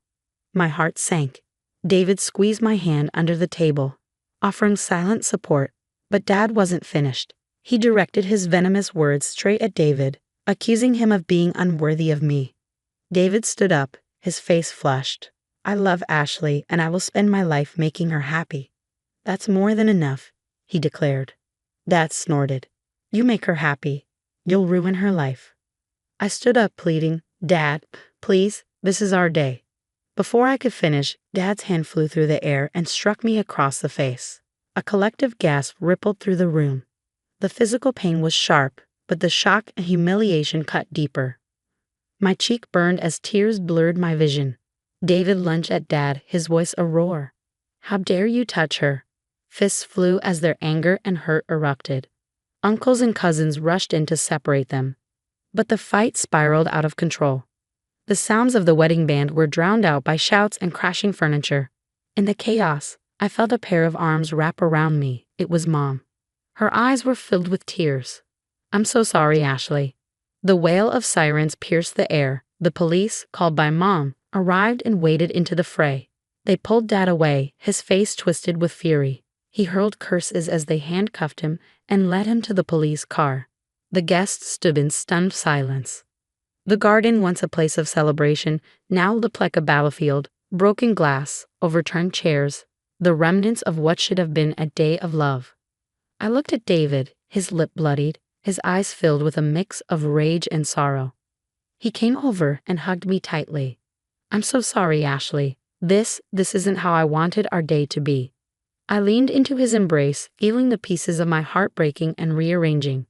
This was not the wedding day I had dreamed of, but it was a turning point, a moment that made me realize there was no going back. It was time to face the truth about my family, my father, and the life I was choosing with David. As the last of the guests left, whispering words of comfort and confusion, I knew this disaster was just the beginning. It was the start of a journey I never expected, a journey of standing up for myself, for my love, and for the life I deserved. A journey of confronting the past, seeking justice, and finding peace. And it all began on what was supposed to be the happiest day of my life. The morning after my wedding was nothing like I had imagined. There was no joyful breakfast with family, no reminiscing about the beautiful ceremony. Instead, I woke up with a stinging cheek and a heavy heart. David was already up, pacing in our small living room, his face tight with anger and worry. Ashley, we can't just let this go, David said, his voice firm. I nodded, staring at my hands. I know, but what can we do? He's my father. Your father? He assaulted you at your own wedding. That's not a father, that's a bully. I sighed deeply. He was right. Dad's actions were unforgivable. I had always hoped for his approval, but now I realized that dream was over. As we sat at our small kitchen table, David and I began to plan. We couldn't let Dad get away with what he did, not just for us, but for everyone he had hurt with his toxic behavior. I think we should start by talking to the family, I suggested. If we can get them on our side, it'll be harder for him to deny what he did. David agreed. And what about legal action? Should we press charges? I hesitated. I don't know. I want justice. But I don't want this to drag on and consume our lives, I said softly, my voice edged with uncertainty. David looked at me, his eyes filled with understanding but also determination. We'll do whatever you're comfortable with, Ashley, but he can't get away with this. The next few days were a blur of phone calls and meetings. I reached out to my aunts, uncles, and cousins, anyone who had witnessed Dad's outburst. To my surprise, many were more supportive than I expected, sharing their own stories of Dad's abusive behavior. I always knew he had a temper, but I never thought he'd do something like this, my Aunt June said, shaking her head in disbelief. We're with you, Ashley. It's time someone stood up to him. My cousin Mike added, yeah, it's about time. With each conversation, my resolve strengthened. This wasn't just about me anymore. It was about breaking a cycle of abuse that had gone on for far too long. David and I also met with a lawyer, a no-nonsense woman named Miss Henderson. She listened intently to our story, taking meticulous notes. You have a strong case, especially with the number of witnesses, she said. But be prepared, this will be a public matter, and it could get ugly. A knot of anxiety formed in my stomach, but I nodded. I understand. I can't let him think he can treat people this way without consequences. Miss Henderson gave a small, reassuring smile. Good. I'll start preparing the paperwork. We'll hold him accountable. The weeks that followed were a whirlwind of planning and emotional upheaval. David was my rock, supporting me every step of the way. We gathered evidence, spoke to more family members, and worked closely with Ms. Henderson. One evening, as we sat on the couch, exhausted from yet another meeting, David took my hand. Ashley, are you sure about this? I mean, I'll support you no matter what, but this is a big step. I looked into his eyes, feeling a surge of love and gratitude. Unsure, David. I've been pushed around in silence for too long. It's time I stood up for myself. David squeezed my hand. Then I'm with you every step of the way. That night, as I lay in bed, I felt a mix of fear and determination. I was about to embark on a journey that would change my life forever. But deep down, I knew it was the right thing to do. For the first time in a long time, I felt in control of my own story. I was ready to write the next chapter. In the days leading up to the confrontation with my father, it felt like living in a suspenseful movie. David and I were neck deep in our plan, gathering evidence of Dad's toxic behavior. It was heart-wrenching and empowering all at once. One sunny afternoon, I met my cousin Lisa at a local coffee shop. She had always been a bit hesitant around family matters. But as I shared my story, she opened up. Ashley, I've seen it too. At family gatherings, he's always so controlling and mean. I remember once he made Tommy cry just because he spilled some juice. Her words added to the growing pile of testimonies. It wasn't just me. Dad's behavior had affected so many of us. Later that week, David and I met with my Uncle Rob, Dad's brother. He had always been quiet, the type to avoid conflict. But this time, he spoke up. He's always been like this, Ashley. I wish I'd done something sooner. Your mom, she suffered a lot because of him. His admission shocked me. Mom had always seemed so strong, so resilient. I had no idea. With each story, the picture became clearer and more disturbing. Dad wasn't just difficult, he was abusive. A bully who had hurt his family for years. And it was time for it to stop. The day of the confrontation arrived. My heart pounded as David and I drove to my parents' house. This was it, the moment I would finally stand up to my father. Dad opened the door, his face a mixture of surprise and suspicion. Ashley, what are you doing here? And you brought him. I took a deep breath. We need to talk, Dad. We sat in the living room, the tension so thick it was hard to breathe. David was beside me, his presence a silent pillar of strength. Dad, for years you've hurt us. Not just me, but Mom, Uncle Rob, Lisa, everyone. It needs to stop. Dad's face turned red with anger. What are you talking about? I've done nothing but take care of this family. I pulled out the written testimonies, the evidence of his behavior. This is what I'm talking about. Your anger, your control, your abuse. He snatched the papers from my hand, skimming them quickly. This is nonsense. They're all ungrateful, just like you. Dad, please, I pleaded. Just read them. Understand the pain you've caused. For a moment, there was silence as he scanned the pages, but then he threw them down. I don't need to take this. I've done nothing wrong. I felt a wave of disappointment and anger. Dad, all we're asking for is an apology, an acknowledgement of what you've done. His voice was icy. You'll get nothing from me. You and your husband should leave. David stood up, placing a hand on my shoulder. We tried, Ashley. We tried. As we walked out, my emotions were a whirlwind. Disappointment, anger, sadness. Above all, there was a newfound determination. Dad's refusal to apologize only solidified my resolve. I was going to see this through, no matter what. The drive back was quiet. I gazed out the window, the passing scenery a blur. This wasn't the end. It was just another step in my journey, a journey that I was more determined than ever to complete. The weeks following my confrontation with Dad were a whirlwind. The story of what he did, bolstered by the testimonies of family members, began to spread. It wasn't just within our family anymore. It was in the community, on social media, everywhere.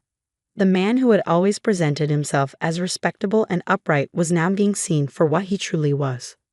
One afternoon, as David and I sat in our living room, my phone buzzed. It was a call from Mom. Her voice was hesitant, a stark contrast to her usual strength. Ashley, your father, he wants to talk to you.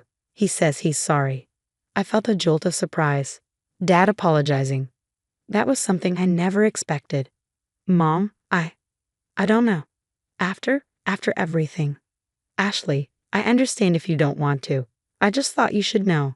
I thanked her and hung up. David looked at me, his brow furrowed with concern. What are you going to do? I sighed, feeling the weight of the decision settle on my chest.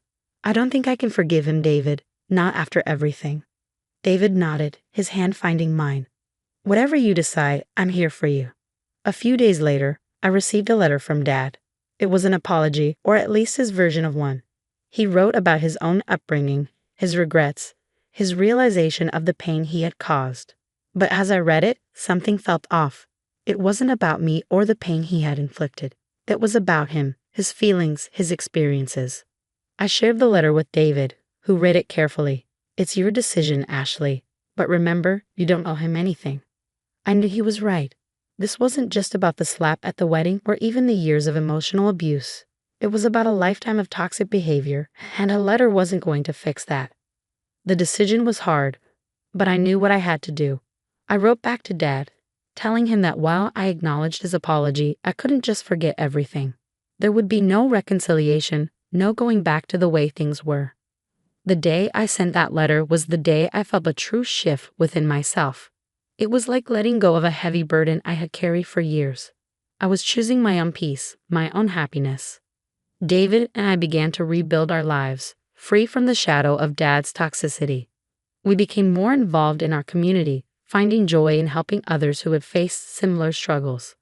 One evening, as we sat on our porch watching the sunset, David wrapped his arm around me. We've come a long way, haven't we? I leaned into him, feeling a sense of peace and contentment. Yes, we have. And we did it together. As the sky turned a deep orange, I realized that this was just the beginning. A new chapter in our lives, one where we were no longer defined by the pain of the past, but by the hope of the future. Our journey had been long and difficult, but it had led us to a place of understanding and strength. We had faced the worst and come out stronger for it. And as I sat there with David, I knew that no matter what the future held, we were ready for it. This was our story of overcoming, of justice, and of moving forward. It was a story of empowerment, a testament to the resilience of the human spirit. And as I looked up at the stars beginning to twinkle in the evening sky, I knew that our story was far from over. It was just beginning. Discussion. Has Ashley's decision to not reconcile with her father, despite his apology, been the right one? Was it a show of strength and self-respect, or could it be seen as an inability to forgive and move on? What would you have done in her shoes? Share your thoughts in the comments below. Your opinions and perspectives make our community a rich and engaging place. If you enjoyed this story and want to see more, don't forget to like this video and subscribe to our channel. Your support helps us bring more content like this to you. Thank you for watching, and we can't wait to read your comments.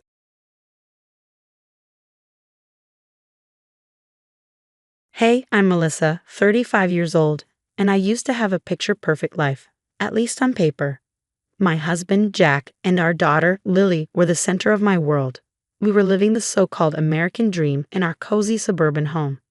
Jack, a smooth-talking businessman who could charm anyone, and I had been married for 12 years. Most days, it still felt like we were in that honeymoon phase. Lily, our little spark, was the spitting image of her dad, at least, that's what I thought. She's wickedly smart and has a laugh that lights up any room. Every day after school, Lily and I had our little routine. "Mom, guess what happened in science class today?" She'd ask. "What, sweetie? Did you finally turn your teacher into a frog?" I'd tease. "No, silly. We made volcanoes explode. It was awesome." Right on cue, Jack would usually walk in, loosening his tie. "There are my girls. What's for dinner?" A typical dad move. But lately, something felt off with him. I couldn't quite place it, but I pushed the feeling aside. We had Lily's 11th birthday to plan, and that was taking all my focus.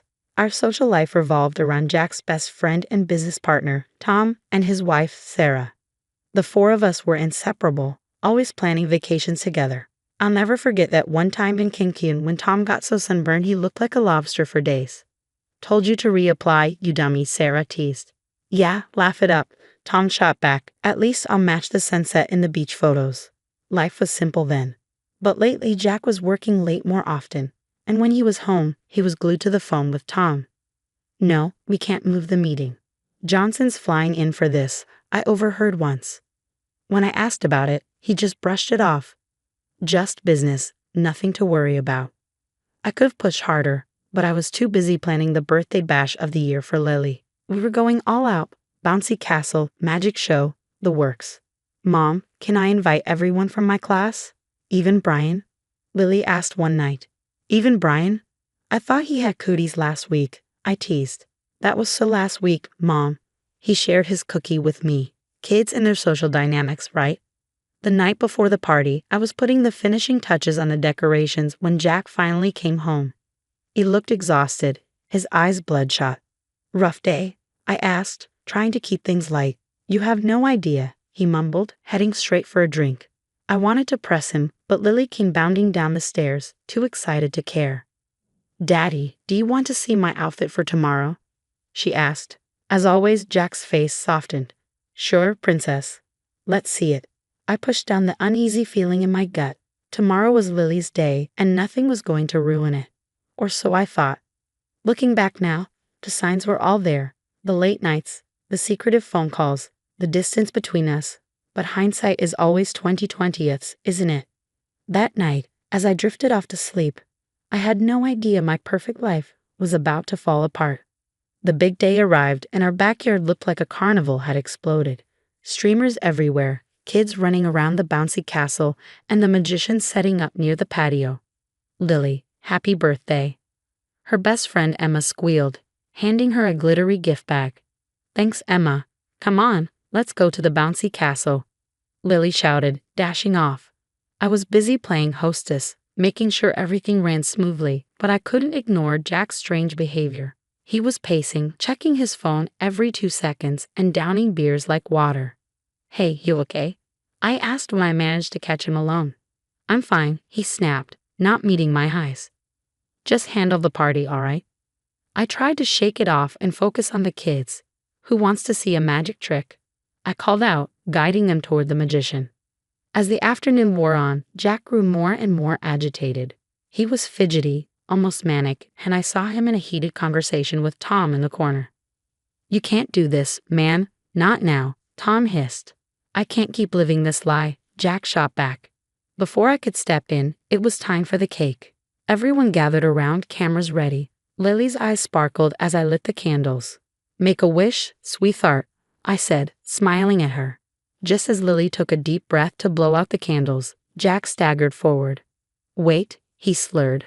"I have something to say." My stomach dropped. "Jack, honey, maybe now's not the time." But before I could say anything, Jack cut me off. "I can't do this anymore. I'm not Lily's father. The silence that followed was deafening. Then chaos erupted. What do you mean, Daddy? Lily's small, confused voice broke the tension. Guests started murmuring, their kids looking around, bewildered. I stood there, frozen in shock. Jack, what are you talking about? I finally managed to ask, my voice barely above a whisper. He turned toward me, eyes blazing. Don't act innocent. You had an affair. Lily isn't mine. His words hit me like a physical blow. That's not true. I never, but Jack wasn't finished. I've got proof, a DNA test. You've been lying to me for years. Lily burst into tears and ran into the house. I tried to follow her, but I was surrounded by parents who were equally shocked and now looking for answers. I think we should leave, one mother said, gathering her confused child and hurrying toward the exit. One by one, guests started trickling out, murmuring under their breath. Can you believe it? Poor Lily. I always thought they were so perfect. I stood there in a daze, trying to make sense of Jack's accusations. An affair? A DNA test? None of it made any sense. Jack, please, let's talk about this in private, I pleaded, but he was already heading for the door. I'm done talking. I'm done with all of this. Where are you going? I called after him, panic rising in my chest. Away from you and your lies, he spat, slamming the door behind him. I stood in the middle of the half-decorated backyard, surrounded by leftover cake and discarded party favors. The sound of Lily's sobs drifted down from her room upstairs. As the weight of what had just happened started to sink in, I felt a flood of emotions: confusion, anger, fear. How could Jack do this? Why today, of all days? And most importantly, what was I going to tell Lily? Taking a deep breath, I braced myself for the difficult conversation ahead. One thing was clear: our lives would never be the same after today. And as for Jack, he had no idea what was coming for him. Nobody messes with my child's happiness and gets away with it. The days following Lily's disastrous birthday party were a blur. I must have left 100 voicemails for Jack, each one more frantic and angry than the last. Jack, you can't just drop a bomb like that and disappear. We need to talk. But he never responded. I was going out of my mind, trying to figure out what was happening. After a sleepless night, I decided enough was enough. If Jack wouldn't give me answers, I'd find him myself. That's how I ended up in Detective Karen Lewis's office. She was tough, no nonsense, and immediately put me at ease. So, you want me to look into your husband's claims? She asked, raising an eyebrow. I need to know the truth, for Lily's sake. Meanwhile, Lily was a mess. I did my best to shield her, but she wasn't a little kid anymore. Mom, why isn't Dad coming home? She'd ask, her eyes red from crying. He's dealing with some grown-up stuff, sweetie. But I promise, we'll figure this out. As I tried to comfort her, Karen was digging into Jack's so-called DNA test.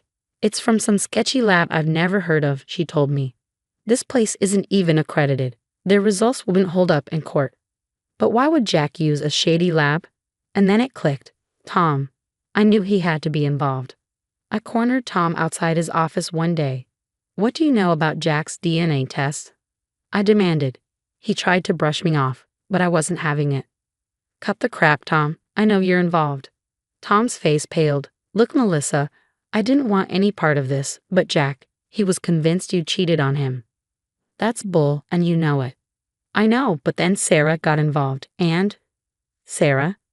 What does she have to do with this? I asked, my heart pounding. Tom's eyes widened, realizing he'd said too much. That's when the final piece of the puzzle fell into place. Oh my God, I whispered. Jack and Sarah are having an affair, aren't they? Tom's silence was all the confirmation I needed. It felt like a punch to the gut. How long? I demanded. A few months, Tom admitted, looking genuinely sorry. I'm so sorry, Melissa. I wanted to tell you, but... I cut him off and drove home in a daze. Everything made sense now, the late nights, the secret phone calls, the distance between us. Jack hadn't accused me of cheating because he actually believed it. He had done it to create an escape route for himself and Sarah. When I got home, I found Lily curled up on the couch, staring at old family photos. Mom, does Dad not love us anymore? She asked, her voice barely a whisper. I sat next to her and pulled her close. Oh, sweetie, your dad, he's made some really big mistakes. But none of this is your fault, okay? As I held her, trying to soothe her broken heart while my own world was falling apart, a cold determination settled over me.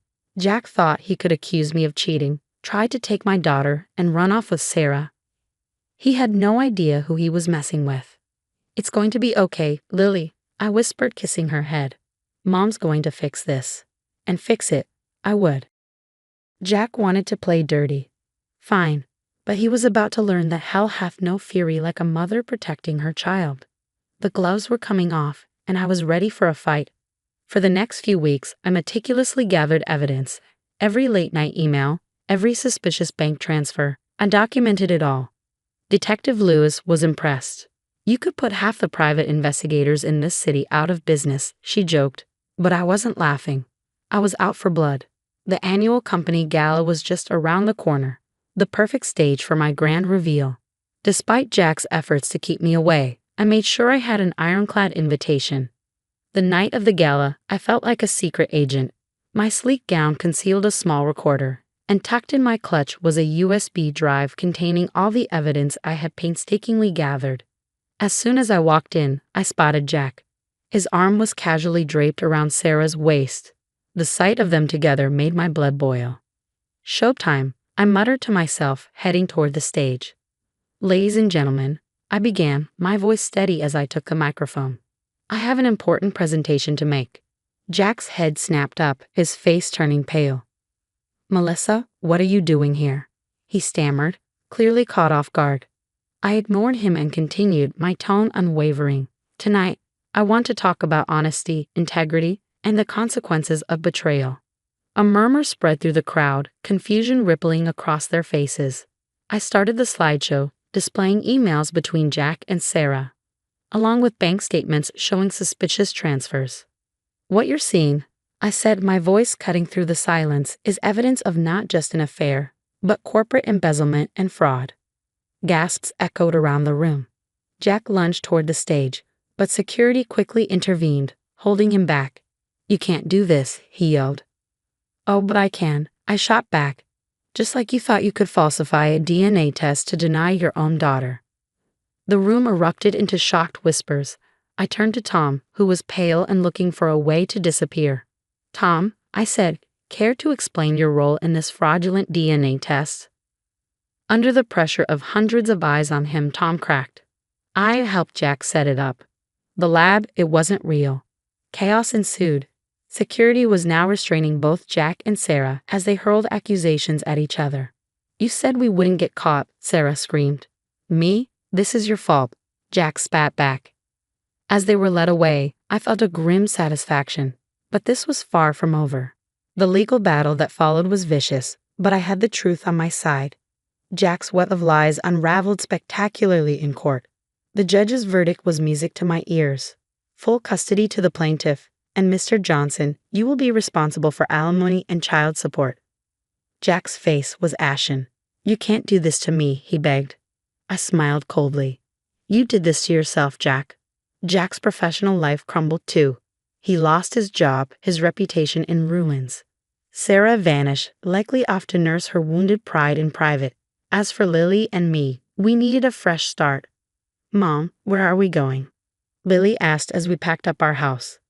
Somewhere new, sweetie, I replied with a smile. Somewhere we can start over. We found a cute little house in a new city, just the two of us. It wasn't always easy, but we were healing. One night, as I tucked Lily into bed, she looked up at me with her big, questioning eyes. Mom, are we going to be okay? I smiled, feeling truly confident for the first time in months. Yeah, baby, we're going to be more than okay. As I closed her door that night, I felt a weight lift from my shoulders.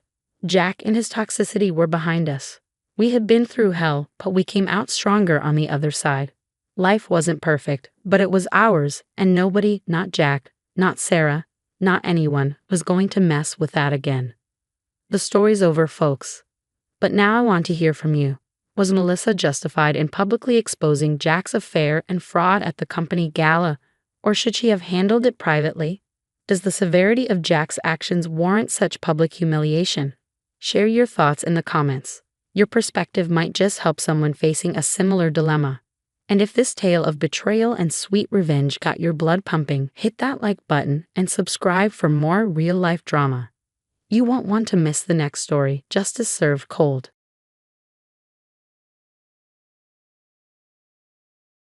Hey there, I'm Darlena, and here's the deal.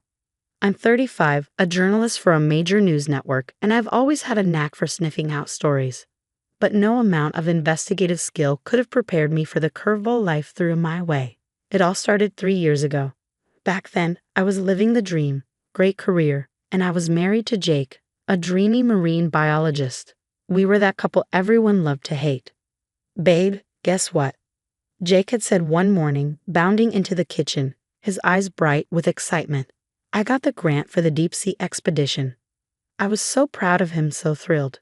If only I'd known. 2 months into his expedition, I got the call that shattered my world.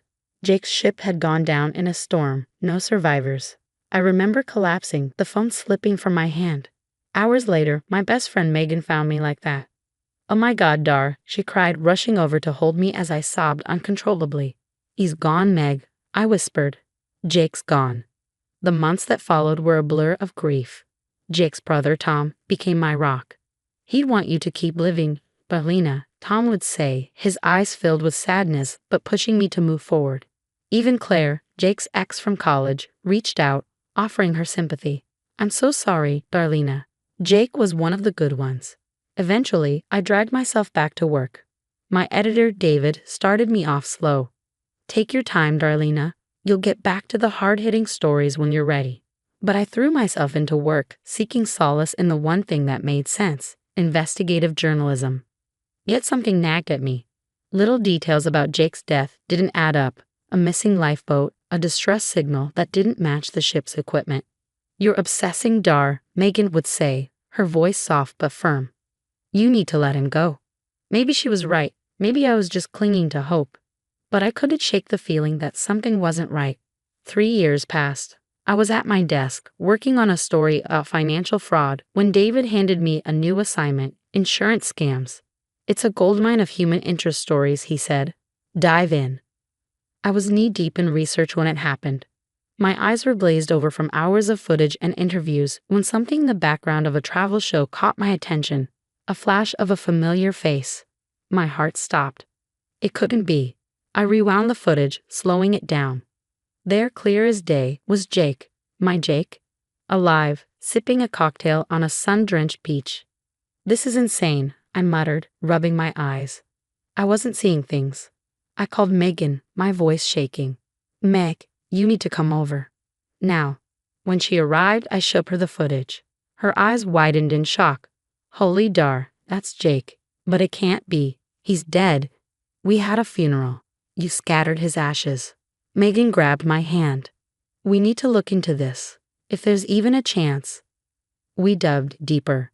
The travel show was recent, filmed just a few months ago. Jake was alive. He faked his death. The realization hit me like a punch to the gut. Why?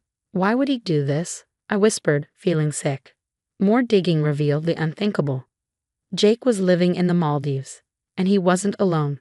In photo after photo, there he was, his arm around Claire, his ex-girlfriend. Laughing. Happy. While I was grieving, he was living it up with her. Megan's face was grim.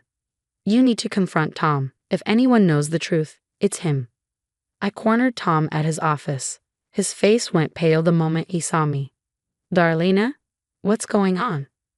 "Cut the crap, Tom," I snapped, slamming my hand on his desk. "I know Jake's alive. I know about him and Claire." His eyes darted nervously. "I don't know what you're talking about." "Don't lie to me." I was shaking now. "I saw him, Tom.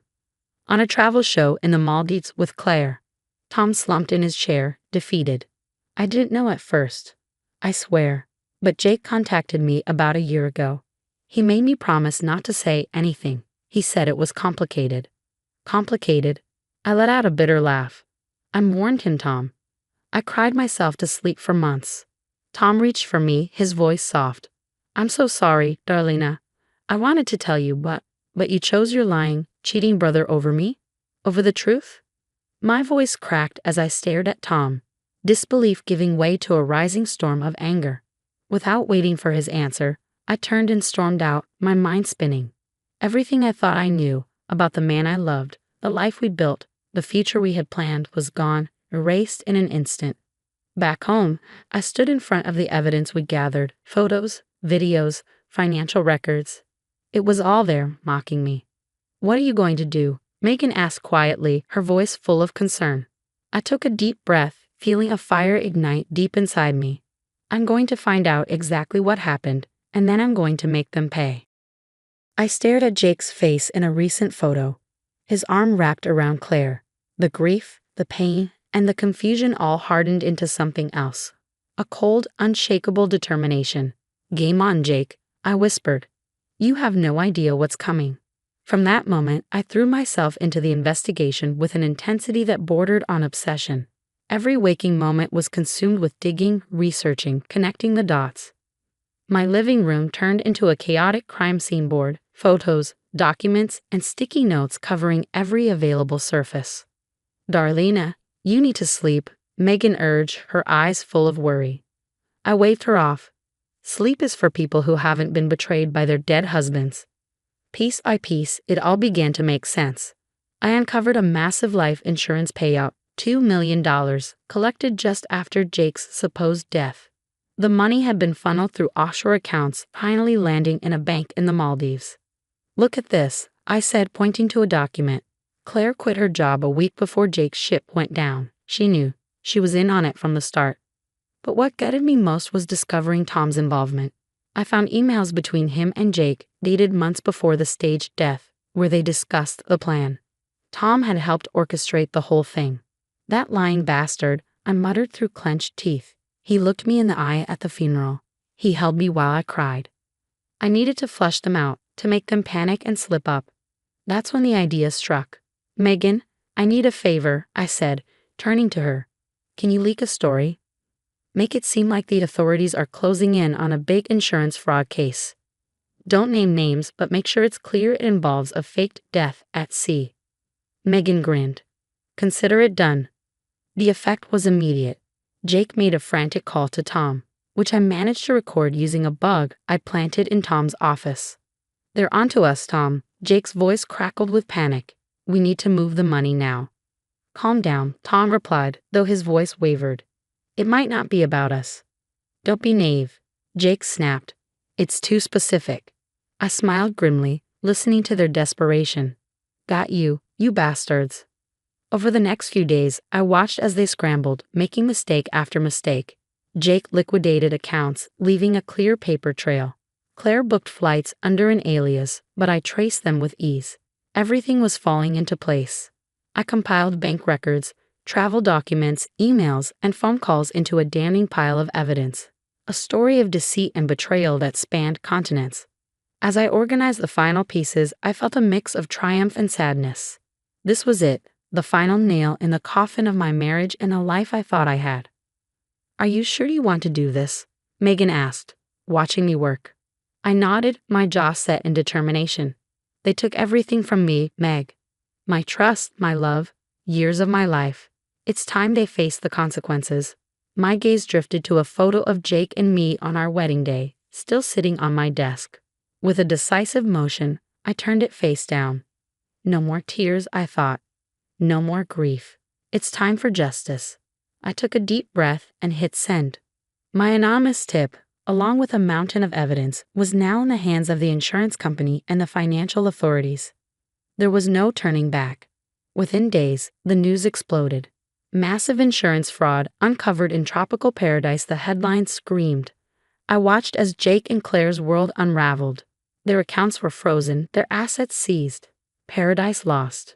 Tom wasn't spared either. His law firm suspended him pending an investigation. His carefully crafted reputation was crumbling, just like the rest of their lives. It was time for the final confrontation. I set up a video call, my heart pounding as Jake's face appeared on the screen. He looked canned, stress had etched new lines around his eyes. "Darina, what's going on? Have you seen the news?" I smiled coldly.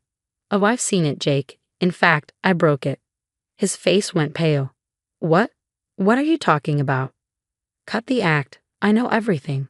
The faked death, The insurance scam, Claire, Tom's involvement, all of it. Jake's facade crumbled. Dar, please, I can explain. I never meant to hurt you. I was in trouble. I needed a way out. Please, you have to forgive me. I laughed bitterly. Forgive you? For letting me think you were dead? For watching me grieve while you lived it up with your ex? Not a chance in hell, Jake. But we were happy once, weren't we? Don't you remember all those plans we made? I remember a lie, I said, cutting him off. Every moment, every promise, it was all based on deception. You're not the man I thought I married. That man never existed. Jake's eyes filled with tears. Darina, please, I still love you. We can start over. No, Jake, we can't. Goodbye. I ended the call, feeling a strange mix of relief and emptiness. It was over, really, truly over. The story was too big to ignore. With my editor's blessing, I turned my investigation into a groundbreaking series on complex fraud. It was raw, personal, and it struck a nerve with the public. Suddenly, I was the story. Talk shows, podcasts, conferences, everyone wanted to hear from the journalist who had unraveled her own husband's lies. My career soared as I became a respected voice in investigative journalism. A year later, I stood on stage, accepting a prestigious award for my fraud investigation series. The lights were bright, the applause thunderous, but all I could think about was the journey that had brought me here. This award, I said into the microphone, my voice steady, is for every person who's been betrayed, who's had to rebuild their life from the ashes of deception. Your truth matters. Your story matters. And let me tell you, there's life after betrayal. There's strength in surviving. As I left the stage, my phone buzzed with a news alert. Jake and Claire had been sentenced. They were facing years in prison. Tom had avoided jail time, but he'd been disbarred. His reputation, in tatters. Later that night, I sat in my new apartment, looking out over the city lights. So much had changed in a year. The pain was still there, a dull ache in my chest, but it had been overshadowed by my success and newfound purpose. My laptop sat open, a blank document staring back at me, the beginnings of a book about my experience, about healing from betrayal. I began to type. I thought I was living a love story. Turns out, it was a mystery. This is how I solved it. As the words flowed, a sense of peace washed over me. I had survived, no more than that. I had thrived. Jake, Claire, Tom, they had tried to break me, but instead, they had forged me into something stronger. Megan called, her voice excited. Dare, I just heard about the book deal. This is huge. I smiled. Thanks, Meg. I couldn't have done any of this without you. Please, he scoffed, you're a force of nature, Darina. I just give you a little push now and then. After we hung up, I stood by the window, watching the city below. A year ago, I thought my life was over. Now I realized it was just beginning. I had a voice now, a platform. I could help others who had been deceived, show them there was light at the end of the tunnel. My pain had become my purpose. Watch out, world, I whispered to my reflection. Darina 2.0 was just getting started. I turned back to my laptop, ready to pour more of my story onto the page. For the first time in years, I felt truly free. No more shadows. No more lies. Just the truth and the strength to face whatever came next. The future was bright, and it was all mine. That's a wrap on Darina's journey. Now it's your turn. Was Darina justified in exposing Jake's fraud so publicly, or should she have handled it privately?